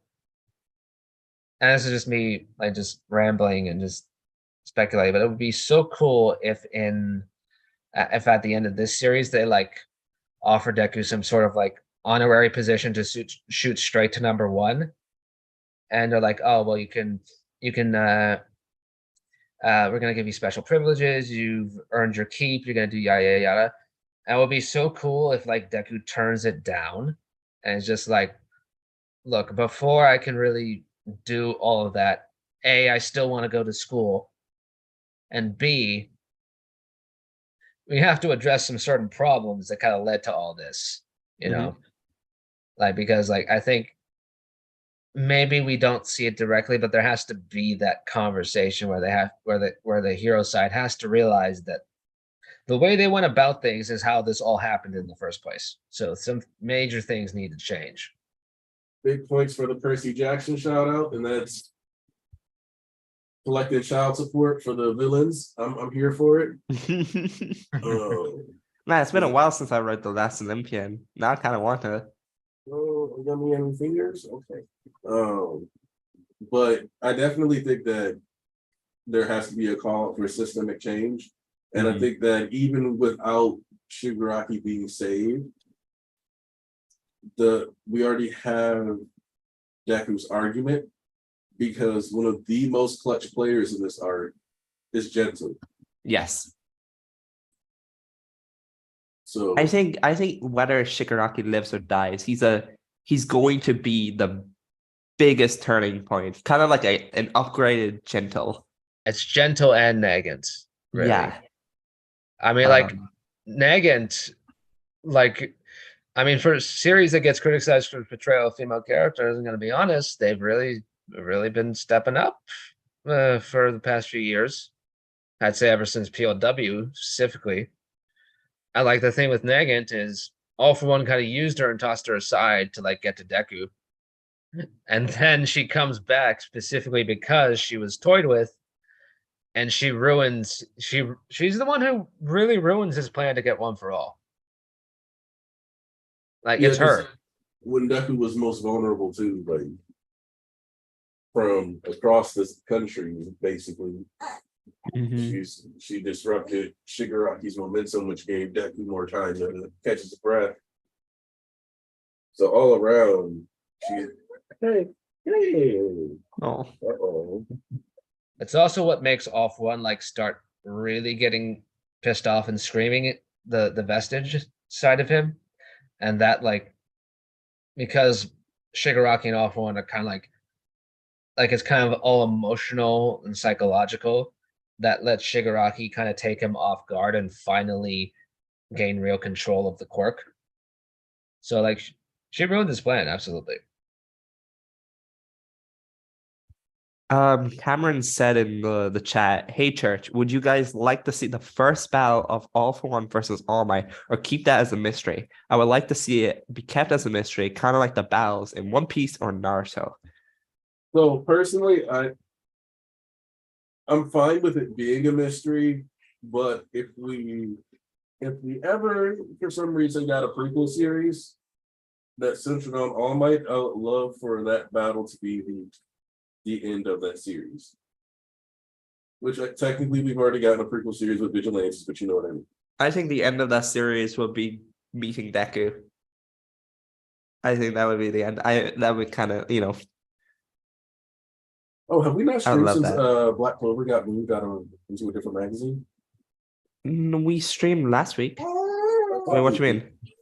Well, somebody asked what we thought about the Black Clover situation, and I thought we talked about that a little bit. I don't But- know if we did. We talked about it a bit. Here's the thing with Black Clover moving, and I saw some people wondering if like, oh, is Horikoshi let Horikoshi move magazines too? And this is something that I think Black Clover fans kind of don't want to admit, but they know. Black Clover was not Black Clover was less popular enough that they could safely move it. Like let's look at current Jump. Really, you have like 3 big series, and then you have the rest. Let's be honest. You have MHA, JJK, and One Piece. Now, One Piece, it's ending for sure, but that's probably going to take like another 4, 5, 6 years. After the current events, definitely longer. Yeah, like as much as like for Oda, rushing means, oh hey, we'll finish in like 200 chapters. Yes. That's what it means for him. But with Black Clover, it's fairly popular, but it was never like an absolute titan. Like I think they kind of expected it to be. And I think it just points to a whole unfair kind of ideology for Jump as a whole that's kind of leading them to their current upcoming, let's face it, Dark Age. They're not going to have One Piece after a few years. MHA, JJK is gone. Maybe a couple other series pop up, but here's the thing. Authors aren't willing to go for more than 5 years anymore. Like very rarely do you get people who do it for longer than that. Horikoshi has done this for is going to do this for about a decade and have produced a fairly long series out of that. Now, Black Clover is of a similar length, but it kind of proved that necessarily that formula wasn't the key to success. Because it's still successful, don't get me wrong, but it's not big like they were really pushing it to be. It debuted with like 3 cover pages in a row. Like they were like the new king of shonen. We discussed this before. They wanted it to take Naruto's place. They really pushed it hard, and then not really. And the one that was really holding down the fort for all those years until JJK came along was actually My Hero. And so with Black Clover moving to another magazine, I've seen a lot of speculation is like, oh well, we're probably gonna need like 6 chapters all together, make sure it's all wrapped up. And I'm gonna be entirely freaking honest with you. If Gintama took 3 chapters to wrap up after moving to Jump Giga, it's gonna be the same thing for Black Clover. It's only gonna be 3 more chapters, guys. I'm sorry. As like especially after like how it exited the magazine, it just went like it accelerated from like 60 to 180 very fast. How long were those chapters though? They were normal length, but it's like the last chapter of. Oh, you mean how long are Jump Giga chapters? Gintama. Yeah. Like were those like 40 pages or? Yeah, they're the same as like regular monthly. They're 40 pages and it's a quarterly magazine. So he really gets to work on it at his leisure, which he really needs because his wife is still recovering from the hospital. So he was taking over all His the duties. daughter as well. Daughter, he has himself. health issues. So yeah, I think he's really benefited from the move. But I think what people are kind of not getting is how freaking tough it is to be a manga artist. And so I kind of feel like I don't want to pry in like any personalized, but I feel like Horikoshi and Gege are very, very much married to the job. That's the sense I get. Like, and so like Black Clover just like they could afford for Black Clover to leave. They couldn't for MHA, I'll be honest. Mhm. That may sound harsh, but it's kind of just true. You can't, because like Black Clover is not as successful as they would have wanted it to be, but it was successful enough that it was holding down a pretty reliable mid-card slot. Like My Hero, like I described this before, like My Hero kind of functions as like an in-between mid and high card manga in the sense that the chapters, like the amount of time like Horikoshi was spending in the magazine was comparable to like what more of the mid cards are like at with the lack of breaks. But we know that it's one of their highest selling manga, and when you like account for the fact that like they got really lucky with 2 Exorcist series being really, really popular. It's kind of just what it was. Like, these are cultural touch point. It's like a cultural genre that's really big. JJK and KNY took off. So they blew up with a ridiculous amount, which, disrespect to, playing to the culture. That's fine. But My Hero got what started eating it, like treat it like a mid card, but you can tell that they understand that it's a high value because the way that they position characters and jump cover color pages and stuff is a good indicator of like the closer to the front that characters are, the more important to the magazine they are, is kind of how you can look at those color pages. Mhm. Yeah, because if you notice, the new series are almost always further in the back. So it's like they had him, but like because of where he's like positioned, they can't afford to lose My Hero, Black Clover, have One Piece only in there like once every 3 weeks, and then off every like once every 4 weeks. Plus JJK is leaving. Like they can't afford to lose that many headliners. And they haven't. And I'll say that I'm excited that Undead Unluck got to put out the amount of chapters it did before anime started. But I definitely think that not having an anime for a lot of the lower cards or mid cards sooner is now biting them in the butt here because they didn't get that advertisement, like that push almost, to give the magazine more flexibility. And they've kind of been quick to axe lots of things, even though some things got axed sooner back in the day, whatever. So now they're in this weird spot where their only real flagships that are like doing like astoundingly well is like My Hero, Black Clover, JJK, One Piece. and everybody else is kind of like hovering at this middle ground right now. Mhm. And hopefully, we get a Yosakura Spy Family anime, we Mhm. get a the Undead Unluck anime comes out in October and it takes off, which part of me wants to do like a heads up before you watch Undead Unluck. It's got one of the most egregious first chapters / first episodes you Oh, will yeah. encounter. So be prepared when you watch them, like the Very first half of the weeb. episodes. I promise you it's worth it. I'm looking forward to it. I recommend you just read it. The first chapter turns a lot of people off. Yeah, I'm gonna be honest. Like, Undead Unluck, I think what's the author's name? Tozuka. Yeah, Yeah, his art might be second to Hori's in the magazine right now. Ooh. Like, it's good. He It's draws very really well. stunning. I might have manga. Yosakura Family at number 2 for art. Oh, really? From what I I've love seen it. of Yosakura, it is beautiful. It's like I love that art style too. They go pretty hard. Yeah. Hi, little baby. But I have a Very- question for people here about the chapter, because like I kind of notice it now, but I try to look through the chapter to see like where it started, right?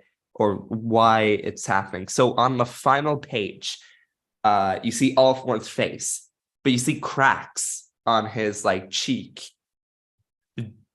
Like, is that from Rewind? Is that a new quirk that he's using? Was that a part of like when he created new those quirk. like multiple faces? Because That's his a quirk. body did like his arms did split like tree trunks.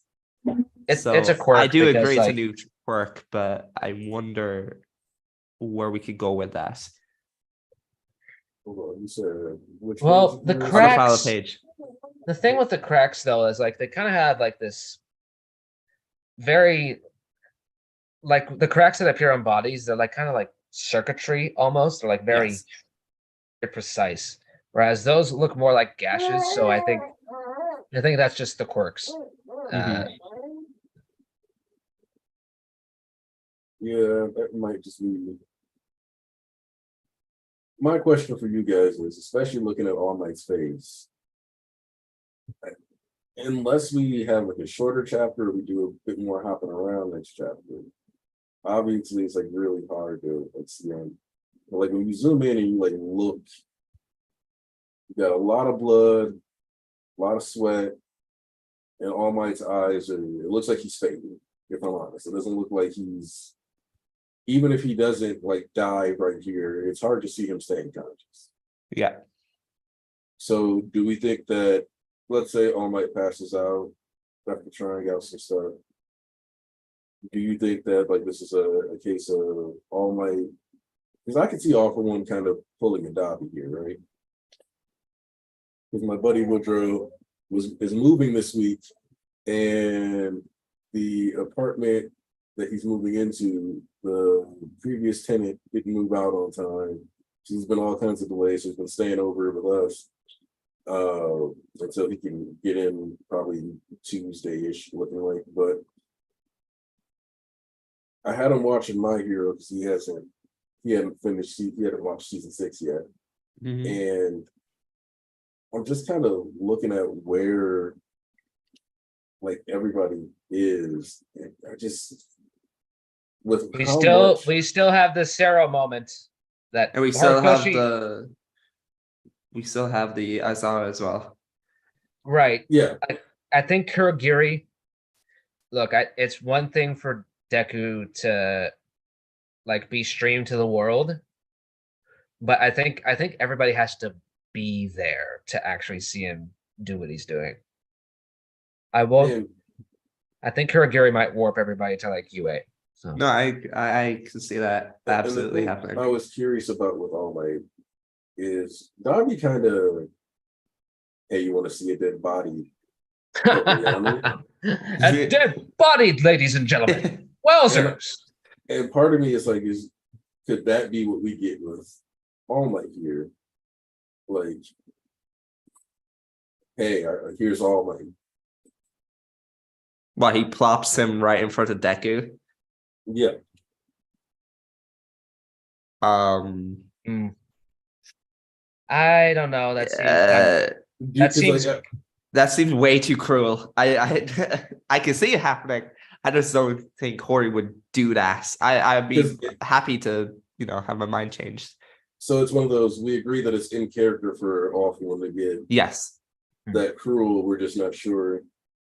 But I also think with how All For One is operating, his mental state, I could see him just not doing that and just going for, I need to get rid of this body completely. I don't want to see Yeah. a speck of All Might.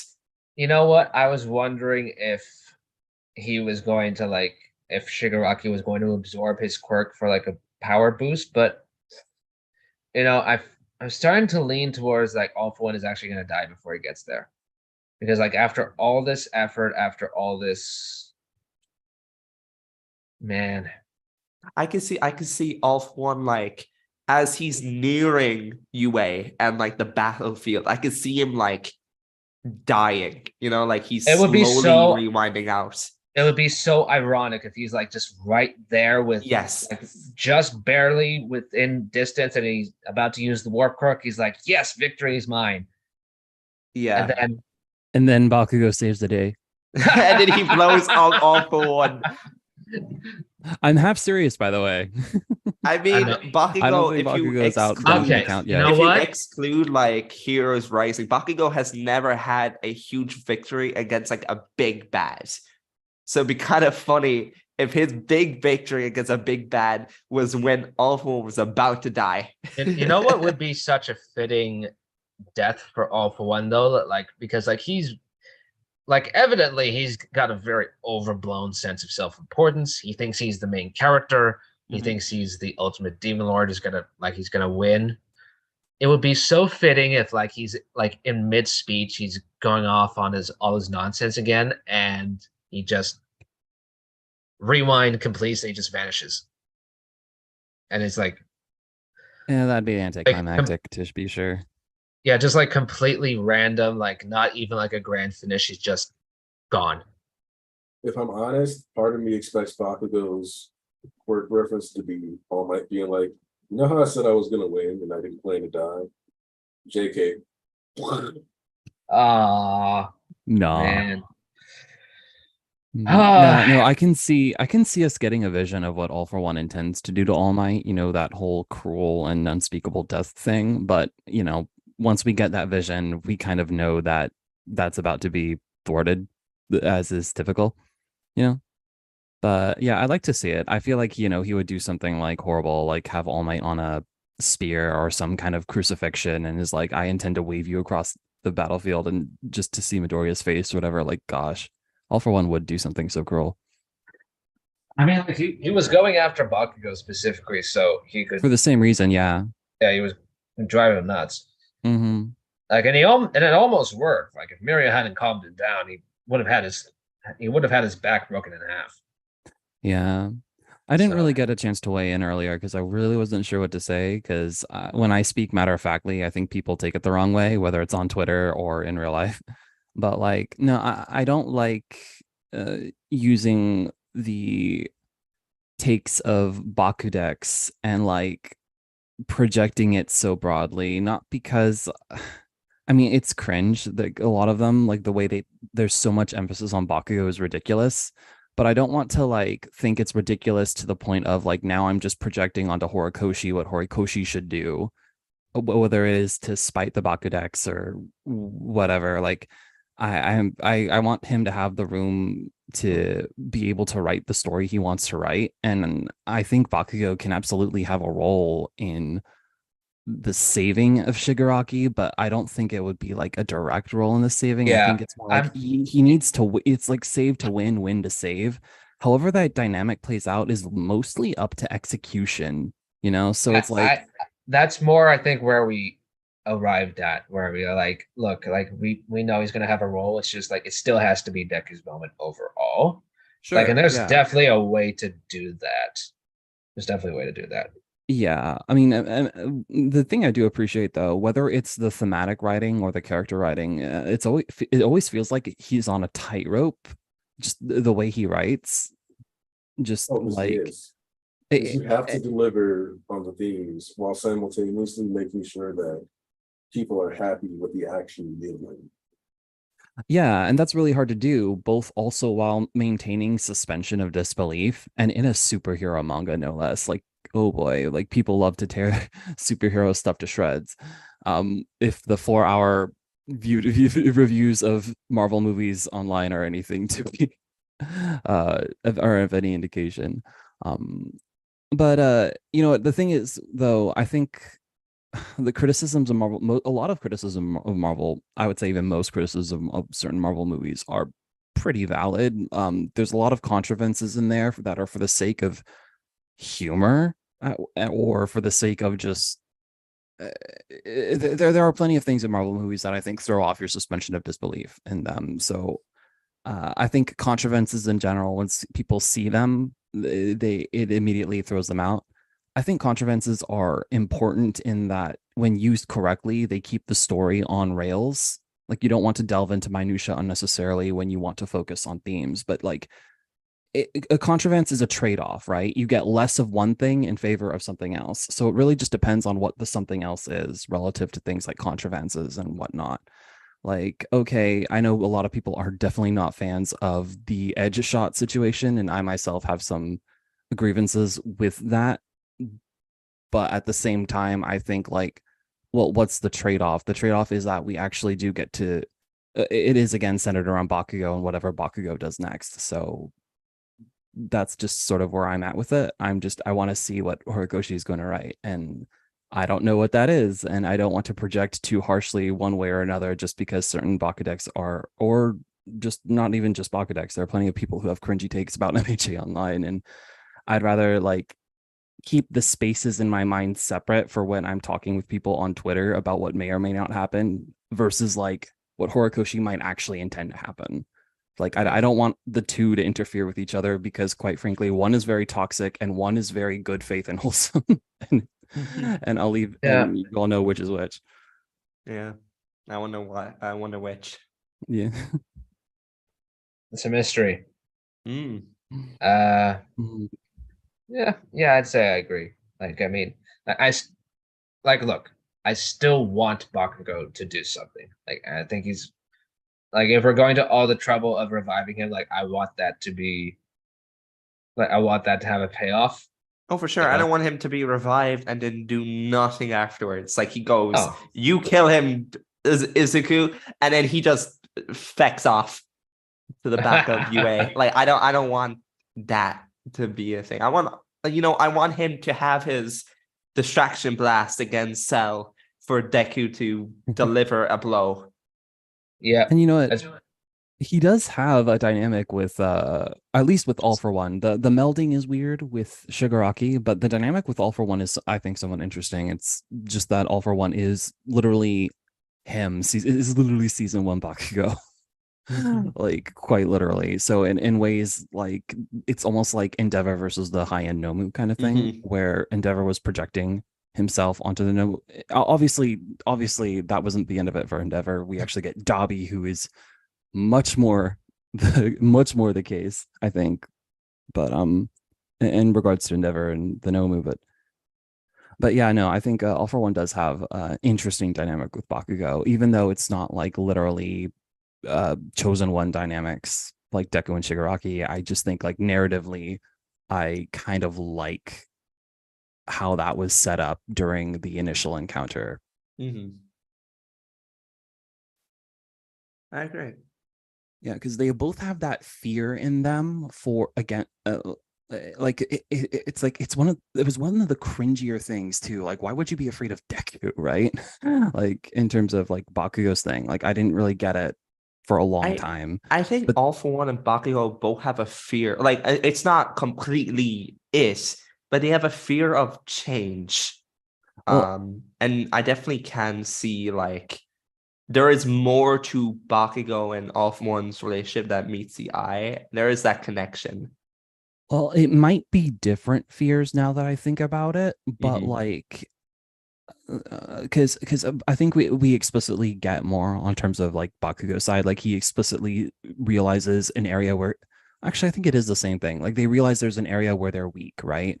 when they Mhm. see these people around them that don't give up despite being, physically inferior, right? Like there's some kind of nagging insecurity that they have when surrounded by people like that. It's cool in terms of character growth, right? That Bakugo ends up inspiring that in All for One, whereas Mhm. Deku used to inspire that in Bakugo, right? So I like that dynamic that is sort of set up in terms of how it reflects Bakugo's growth. Because this is the annoying thing. It's like people are like, oh well, if you remove Bakugo from the plot, like the story doesn't the story doesn't change. And it's like, okay, look, the story has a narrative and the narrative has a point to it. Like none of the students can drive the plot because they're kids in high school. The villains come to them. Deku doesn't drive the plot either, really, when you think about it. The villains are the ones bringing the I gotta not in the disagree with same that. way. I Not in the gotta sa- disagree with that. no, not in the Deku very same much. way. Deku, Not in the same no, capacity. Deku very much drives the plot. No, Deku drives.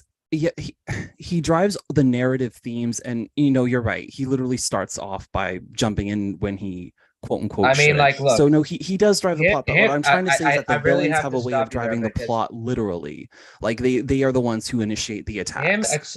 him accepting One for All and then continuing to like he's continuing to hone himself and like he's actively going up after All for One and Shigaraki, and through all that he's brought everybody together.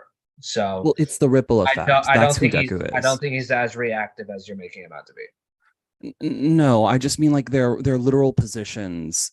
The in terms of who is in the position to actually drive the plot. Like a hero has to becomes a hero when a villain takes the initiative and causes harm, right?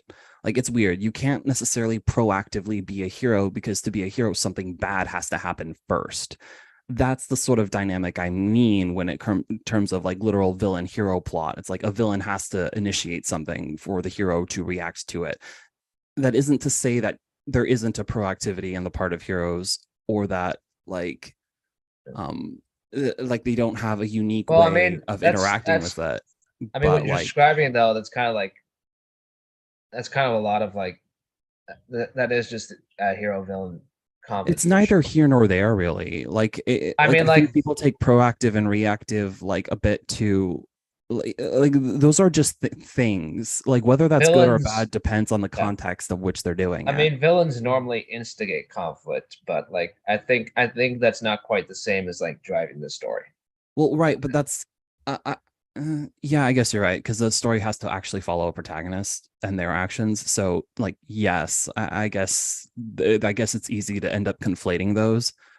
But I think the what issue I am there meaning is is that that whole proactivity dynamic and reactivity villain aren't hero thing. exactly good terms to try to apply to a protagonist because, like, and I know it is commonly done, but if you think about it, the agency of a protagonist has to be capped by the agency of the antagonist. Because if the protagonist has too much agency, then there's no, like, the antagonist becomes kind of a joke, right? Like, who cares? If the antagonist has too much agency, then the protagonist doesn't have any real influence over the story. They're just constantly responding to things, and it starts to seem like their goals don't matter. But I will say that I'd rather have a story where, for the most part, where the antagonist, like if you have to have one or the other having more agency, the antagonist has more agency because that creates something for the protagonist to overcome. Whereas if the protagonist is completely proactive, then that means they're almost consistently ahead of the curve. Mm-hmm. And that doesn't work. So like for a superhero story, you need the protagonist to have some form of proactivity and largely, but still enough reactivity to make it where there's a compelling conflict there. Mm-hmm. Whereas I guess you could look at something like I watched the first 2 to 3 episodes of Moriarty the Patriot the other day. And that's a series where the protagonist being proactive works because it's all about the protagonist taking steps to investigate other people's lives and it involving themselves in conflicts to resolve them. but it's not an action series. It's not about the fighting, at least in the first couple episodes. It's about him helping facilitate others. So in turn, the proactivity there is in the research and finding the connection between the people. And it's basically him exploring. So I guess if it's like an adventure series almost, or a thriller, then the more proactive a character is, the more it works. But I think for action series, you don't really want to easily define the protagonist as proactive or reactive, because ultimately too much of either becomes a problem. Yeah, there's a balancing act to play, and I think MHA does it fairly well. Like when Deku reacts, he doesn't just react, he actually takes the ball and pushes it forward. Like his influence is literally in everyone that he saves. And in general, that whole torch thing that MHA is doing, I really like that the way that Horikoshi has handled it, because again, people complain about All Might fighting this current fight again when it's really not as simple as just like the old generation literally dying and then the new one. Like obviously that's part of it, but like you can give back to each other is the thing, and that's been happening throughout the series for anyone who has like read the series. Like you see it directly with the Night Eye arc where Deku's like, I'll be right there twisting it by your side kind of thing. And it's like they give back to each other. But here you see All Might's like, okay, even if something were to happen to me, I know that my embers will live on, kind of. And people are conflicted with that message, I think. And I understand so, because for me, I also want All Might to live a good life after this. Like, I don't want him to die here. But like, in terms of having faith in doing the right thing, right? Because that's the thing, like, people struggle with is like, why should I be or try so hard when there's clearly no evidence that it'll do any good, right? What All Might has discovered is that no, my efforts actually do. They like someone will pick up the torch, even if I am out of reach or can't see it myself, kind of thing. So no, I really think that MHA has handled that back and forth, whether it's between the heroes and villains or the heroes amongst themselves. Like it's a very solid dynamic that it's working with. Though I do see how you can get stuck on different layers. Like I struggle with using the term deep in regards to series because I think that phrase has gotten so memed, like you can't take it seriously. But I will say that at the very least, MHA has multiple layers, but it's also possible to be stuck on one layer as opposed to like viewing it as a whole.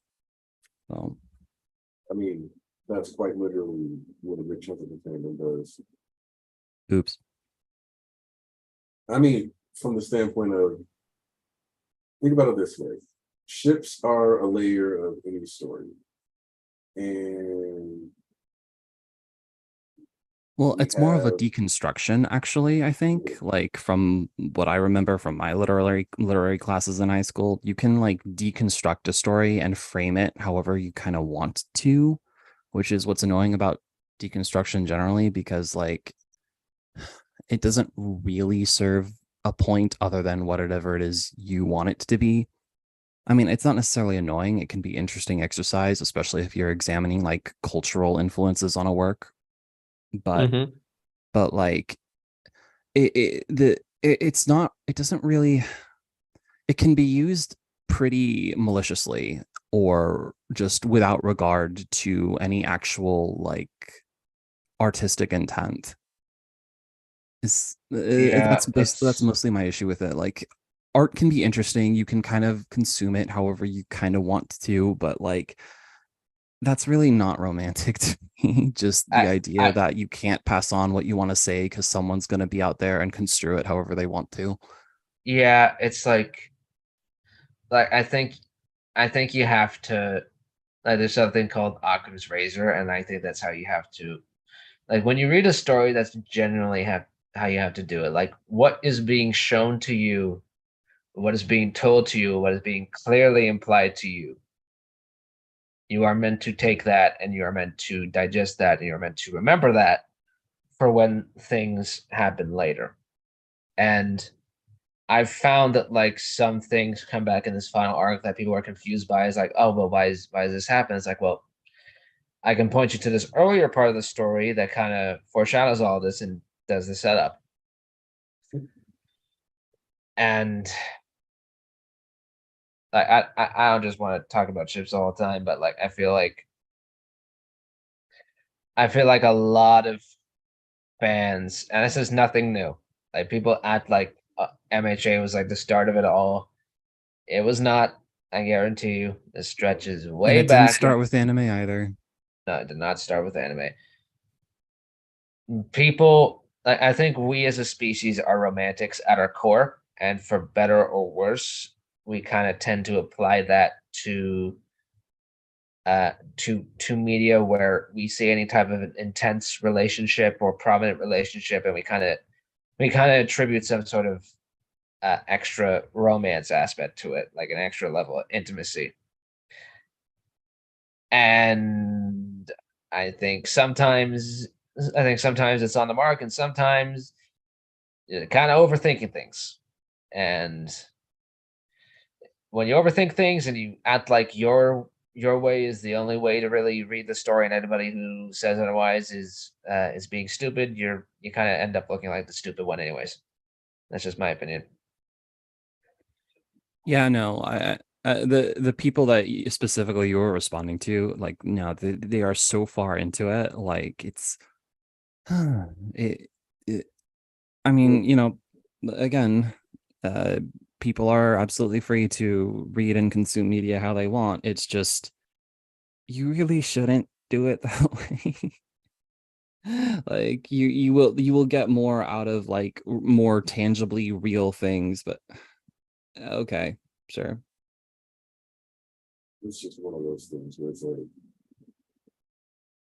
you're allowed to do this, but it's very clear you're creating a suboptimal experience for you. And it seems to be creating a detached, like understanding from what everybody else is experiencing because of this.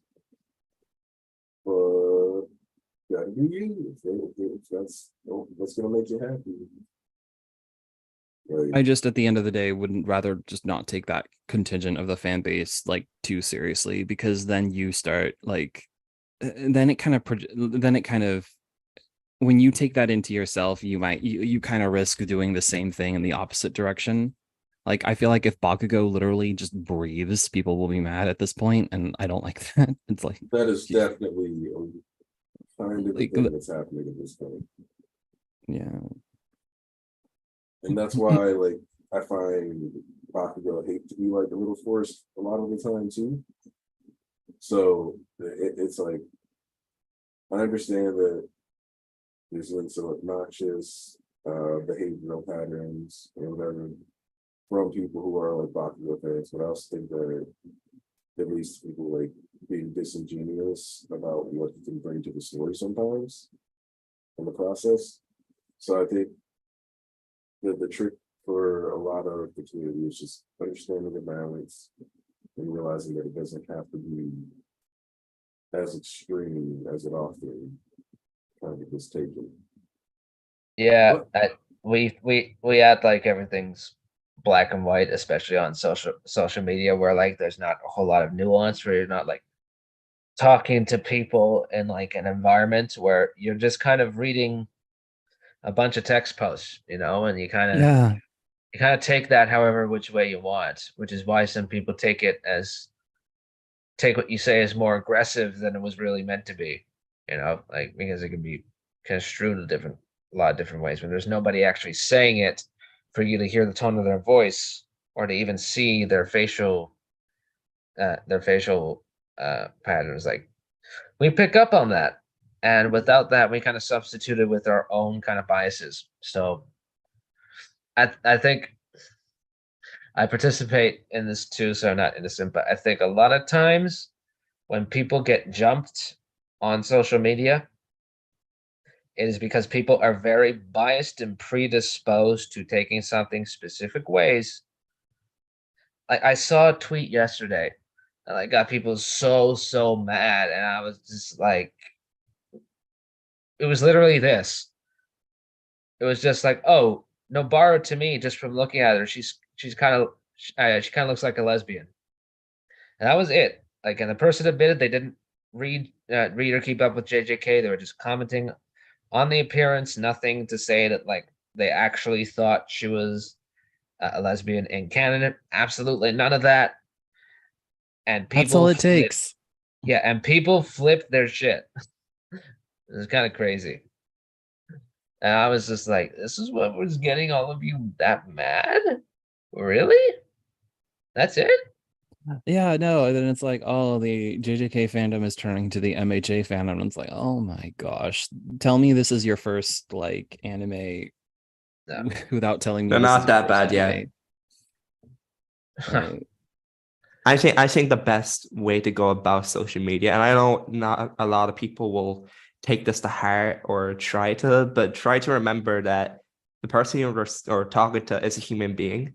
I feel like a lot of times, especially with the Baku Dekus, whether it's like the people going like at them or them themselves, there's not really a lot of not empathy, but a lot of like everything people are saying has so much like forced hate or Yeah. just Like, I mean, look, bad ultimately- face. It ultimately, sucks. let's face it, like a lot of the people you're speaking to are like they're just like they say it in their bio. They're like in their 20s, they're in their 30s. They're just trying to make their way through life. So it's like I think the least you can do is just talk to them civilly, at least. But yeah.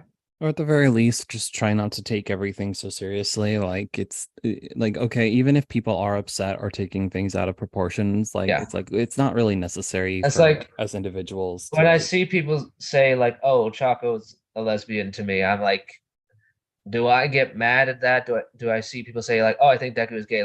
Like, do I get mad at that? It's like, well, no, because it's just somebody making a tweet, like making kind of like a bit of a silly in joke, or their own interpretation. Like, I don't think that specifically requires. I don't think that's really warranting any real backlash.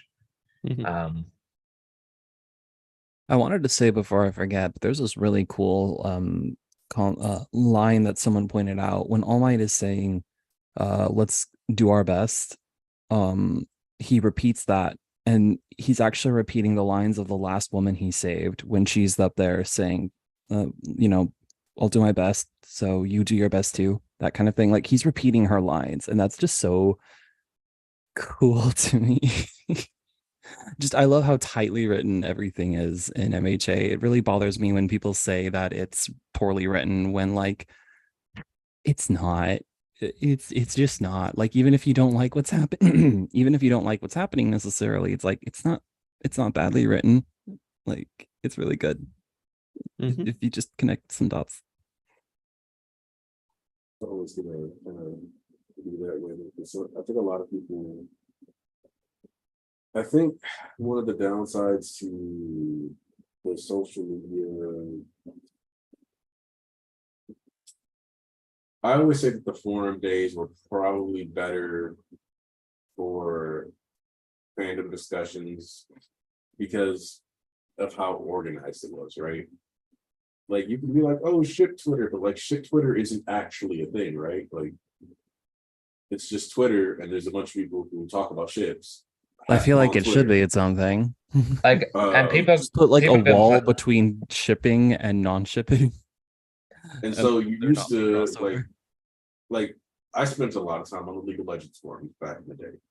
And there was like GD, there was a champion balance, there was all this stuff. But you could kind of go to different subsections. And like to a certain degree, that's why Reddit will probably never die. It's kind of like the last form. Even if a lot of dumb shit gets said there, at the very least, you can kind of organize it, right? And so, but with Twitter, you might not care about shipping shit, but if you like to talk about Deku, you will inevitably get hit with Deku shipping content because as far as Twitter's concerned, it's all Deku content. Yeah. There's no escaping pregnant Deku. Why did you mention it? I told you there's no escaping it. I can't escape it in the stream. Nope. I have it. I why have did that you bring muted, that by the up? way. Why did I you have bring that that not a muted on safe Twitter. space. Look, Seth just said what I was thinking. Like I was almost like, you will not escape pregnant Deku. Seth really gave me the middle finger. Sorry. Especially because wont I to think I do this recently sometimes. I saw something respect it, recently though. where somebody was like, it was an Uraraka post, and they were like, pregnant Deku isn't the problem, but like, oh, it was something about like Oshaku's gonna be a housewife, Yeah. blah blah blah, and then they're like, yeah, of course the pregnant Deku shipper is the one saying this thing like male pregnancy doesn't turn them into a housewife or blah blah, and I'm like, bro, What are we reading? What is this what? conversation? Like, what happened to Shane? What happened? This is no, this it really is just I wish just a separate, entirely separate, just shipping space I- to save my innocence. But I do feel like some of that shit is also born of like, let's be honest, a lot of fans are very misogynistic about the series. They Yes. straight up do not like the girls. Like I feel like, which is Uh-huh. crazy because when you really look at the series, there is a lot of female focus. Yes, Horikoshi puts a lot of the action from the guy's perspective because like it's because of the magazine it's in, but I get the sense that under different editorial restrictions, he would have done certain things differently.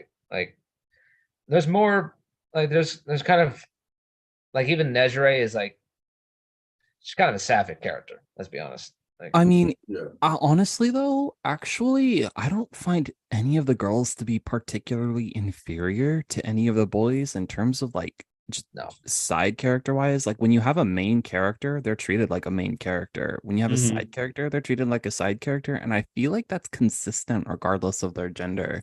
Like, Mhm. yeah, Nejire's story kind of got unfortunately like truncated, but like it's not like her story is particularly worse than like Amajiki's. Like Amajiki's like almost completely orbits Mirio. I'm actually not a Right. huge fan of that execution.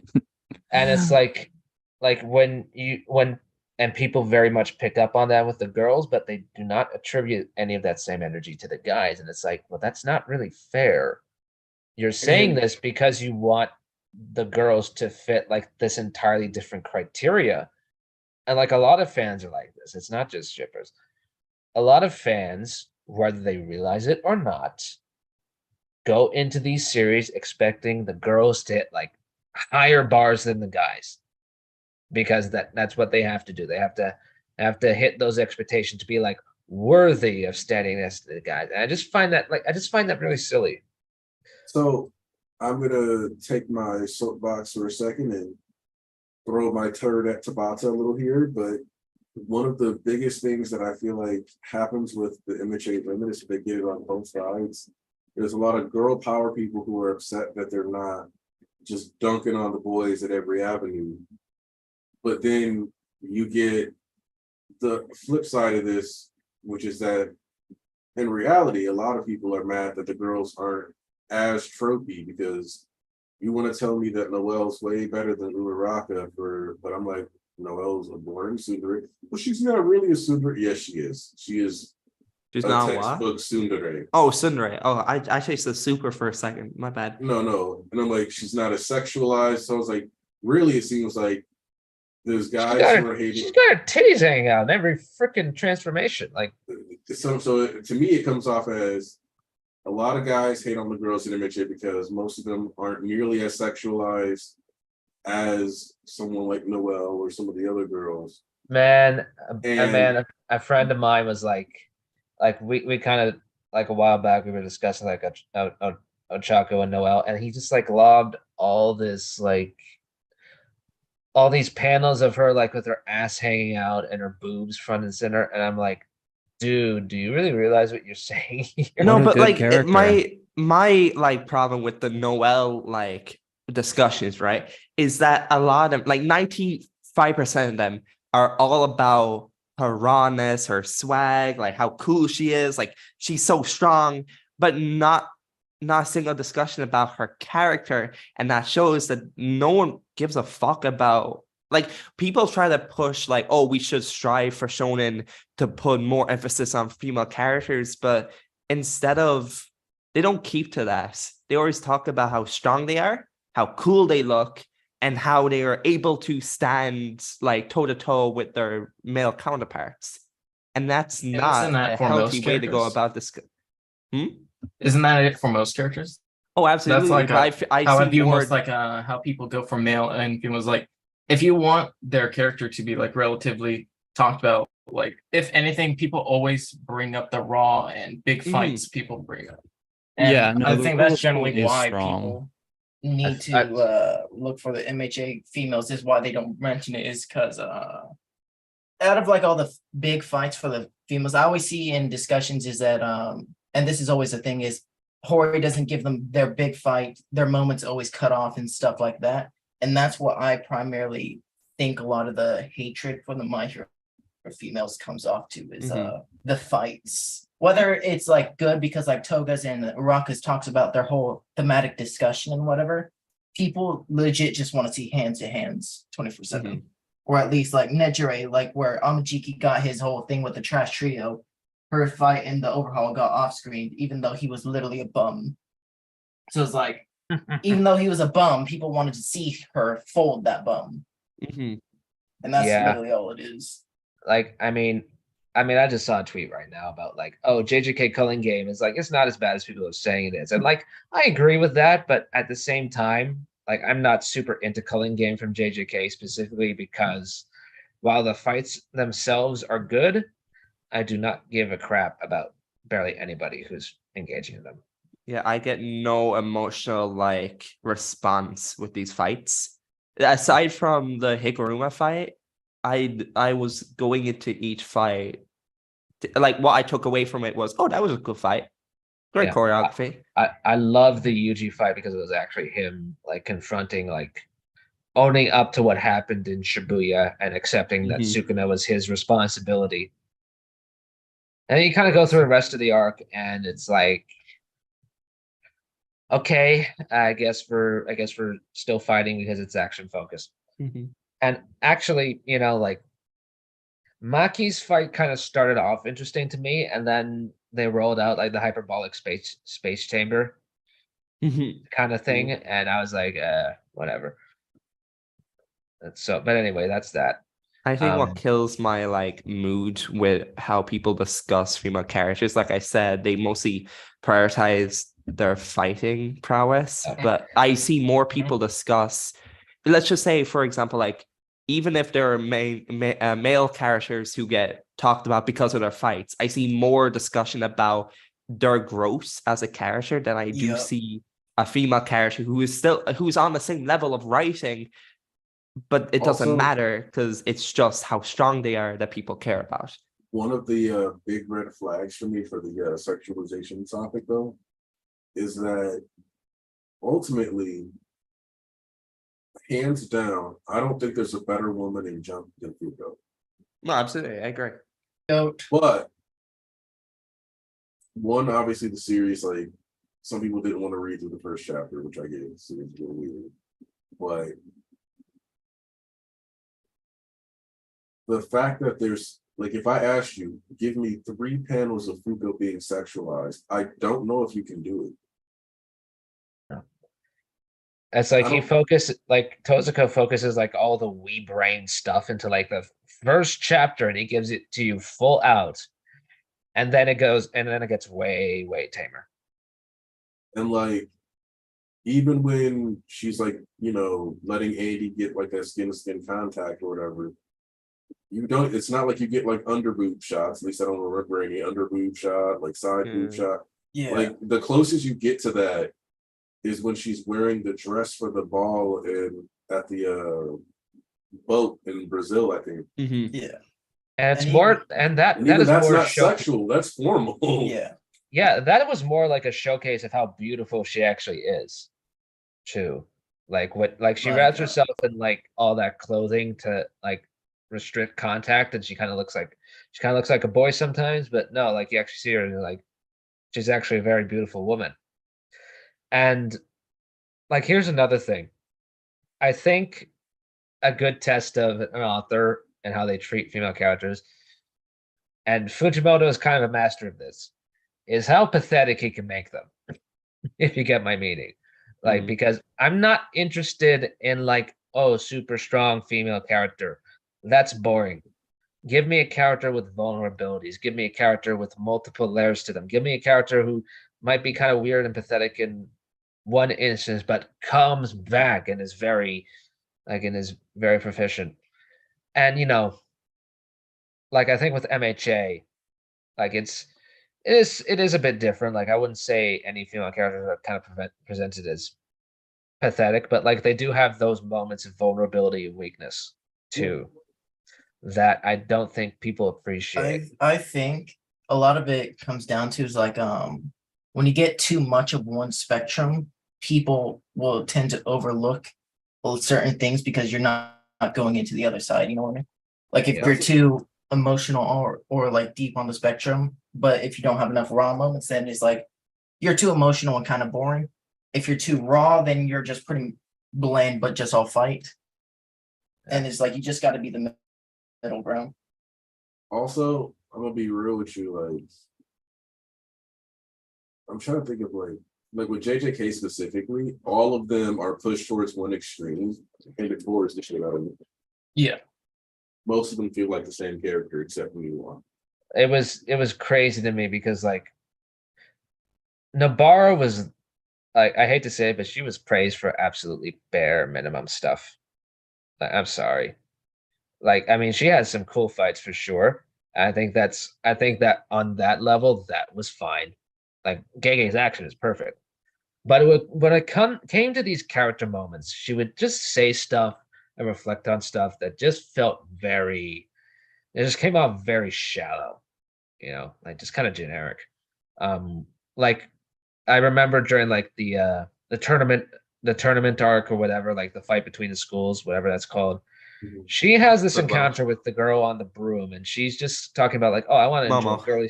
girly stuff like makeup and stuff, and she doesn't really go any deeper into that. It's just basically like, oh, I like being a girl. I'm like, well, okay, that's She good. gives a statement. Yeah.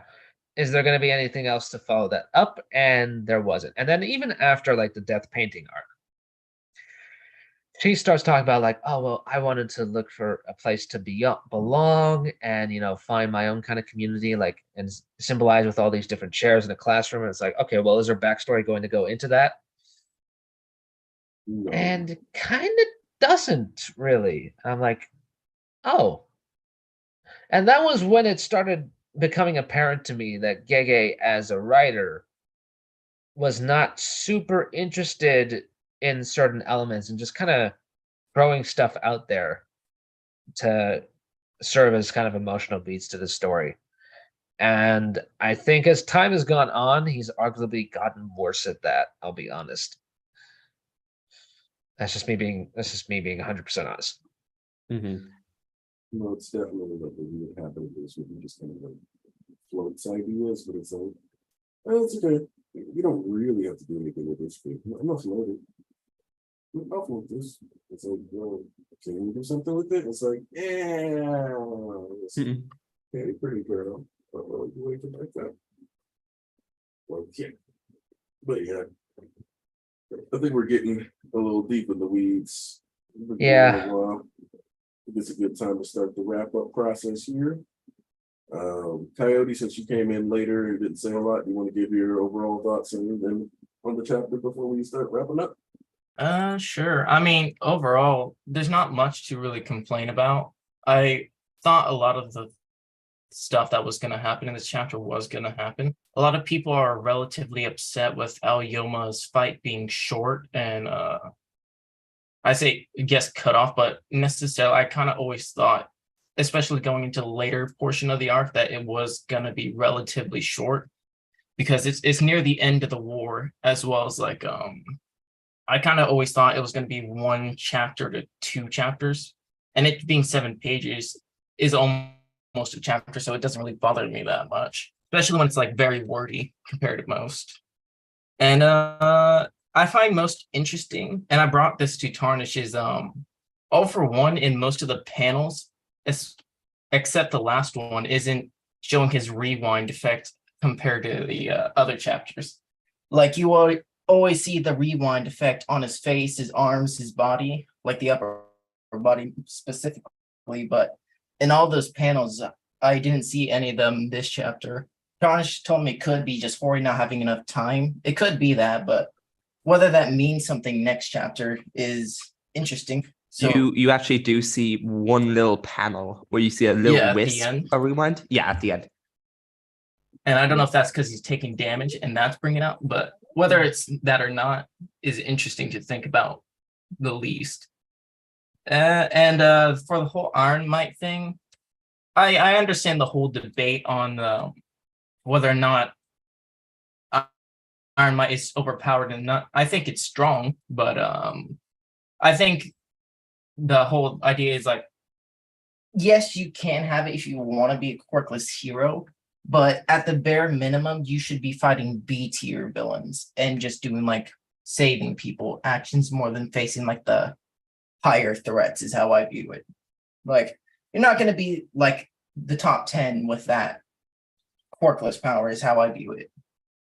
But you can at least be better than most of the bum heroes we see in the background. And I guess that's all I really have to say about this chapter. Overall solid, and there's nothing I really complain about. Really. Seth, final thoughts? Oh, so it's kind of funny, I guess, relative to the Twitter discourse. The chapter it's not that it's not as meaty, but like, oh boy, Twitter was alight with basically everything else, which is a little frustrating. But you know what? Like I said earlier, it really isn't about like. I feel like the focus is actually best placed on what Horikoshi is writing, so I'm gonna try and keep doing that. So for this chapter specifically, again, we got more of the ego of All Might and AFO going at it, and I just find it really enjoyable. Like these are just the way they hate each other is because like in their first encounter, it like it really wasn't quite, it obviously wasn't like this. Like this is a different flavor of their conflict, but that's because All Might is asserting himself more in the driver's seat. Like it's not the same righteous indignation that he had before facing it, which doesn't make the fight less serious, but it does make the fight more fun. Just when it feels like they're both on an even playing field, which is weird because All Might is literally like, you know, quirkless. Yeah, it's the mental gap. It's just such an interesting dynamic to see despite the differing power levels, how different this encounter feels.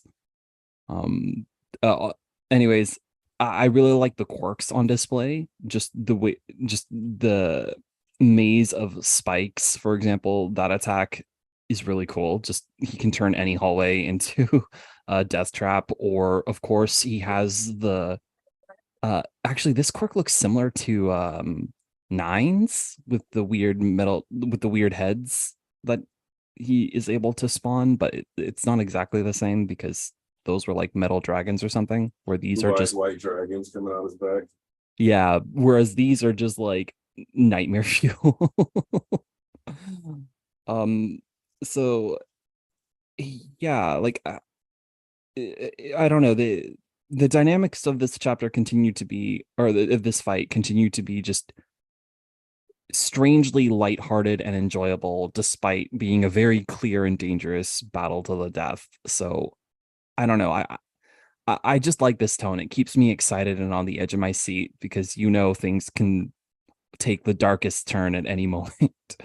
All for One's faces are incredible. Just it's just really entertaining, is what I would say. Sums up my whole thoughts.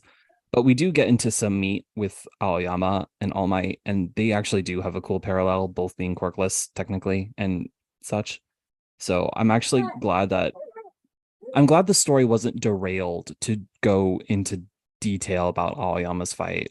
Like I like how Horikoshi has handled Aoyama up to this point, and I'm glad that he doesn't literally steal the spotlight, even despite being his spotlight chapter. Like the focus is still like complimenting All Might rather than like stealing his thunder.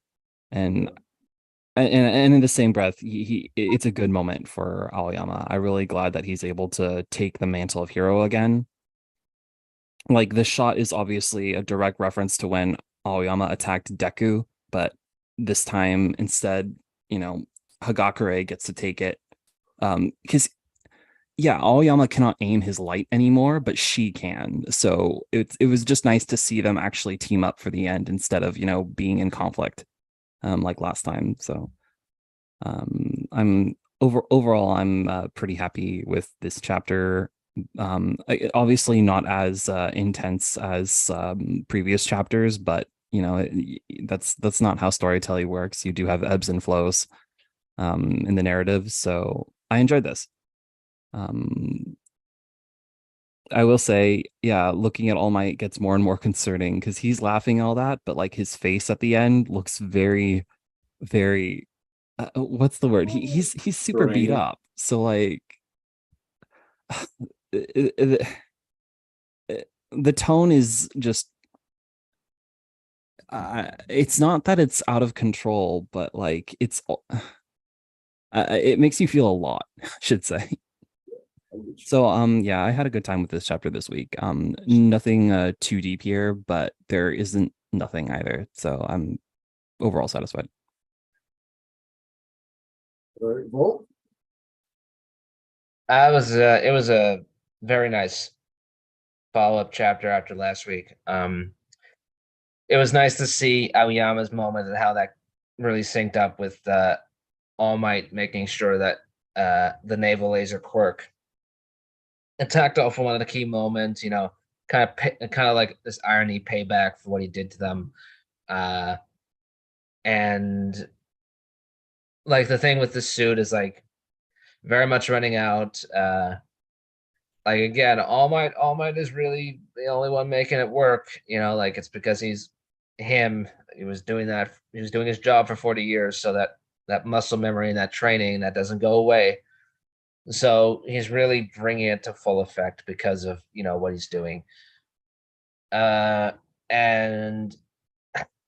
some of the faces All For One made this chapter, it was like, yeah, whatever he was saying to Deku about like not really caring about All Might anymore, even with the Shigaraki influence, like you still need to hold a lot of resentment for that to really work. And if it was anybody else except All Might, or even a previous one for all user, he probably wouldn't be distracted. But like because it's All Might specifically, he's going after it. And like and if for all of his claims of being like kind of like above everything and being like the ultimate bad guy, he is just as susceptible to common prejudices and history.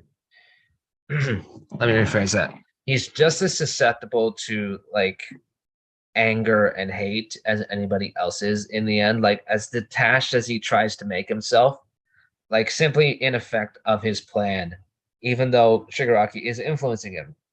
Just the way his plan is designed, he's engaging in a lot of lot of personal stuff, whether he wants to admit it or not.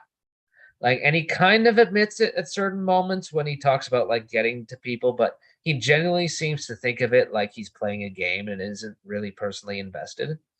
But he is. Like, whether he likes it or not, he absolutely is. And I've very much liked how All Might has replicated the quirks and how they're incorporated. Next chapter is probably gonna be the end and maybe like a little transition after.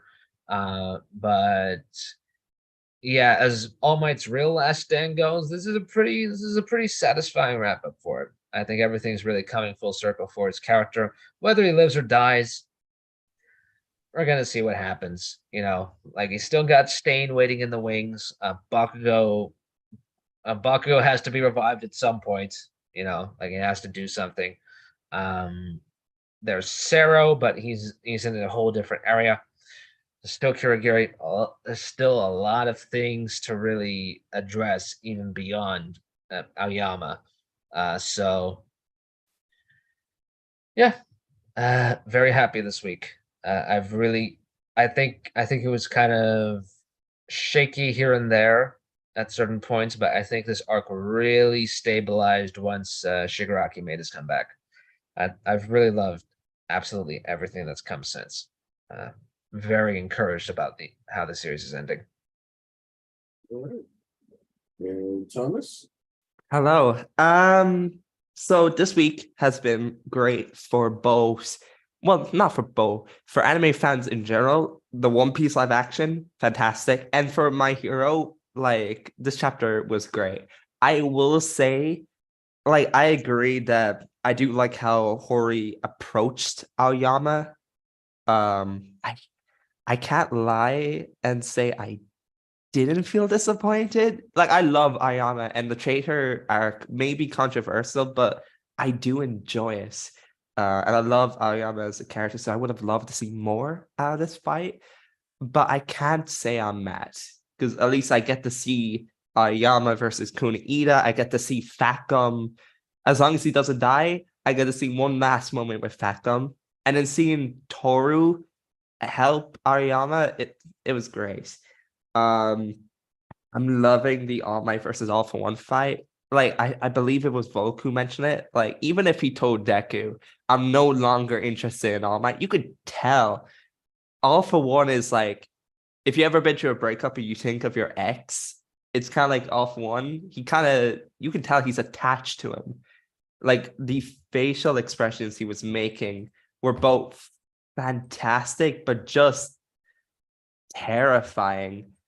Like that one panel where All Might looks down like the hallway and you can see like All for One like kind of like attaching himself into the walls, like scary. And that little here's Johnny face, perfect.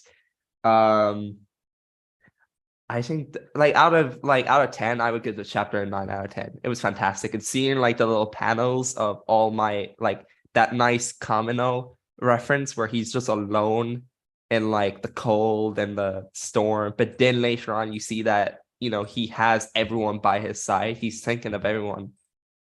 It's great. All Might is just a fantastic character. And even if he dies or doesn't die, I think this is a great conclusion to him in general if next chapter is the end. Also, I do find it kind of ballsy that All Might just launch the Can't Stop Twinkling attack straight down on All for One, where from what I could tell, he's right underneath All for One too.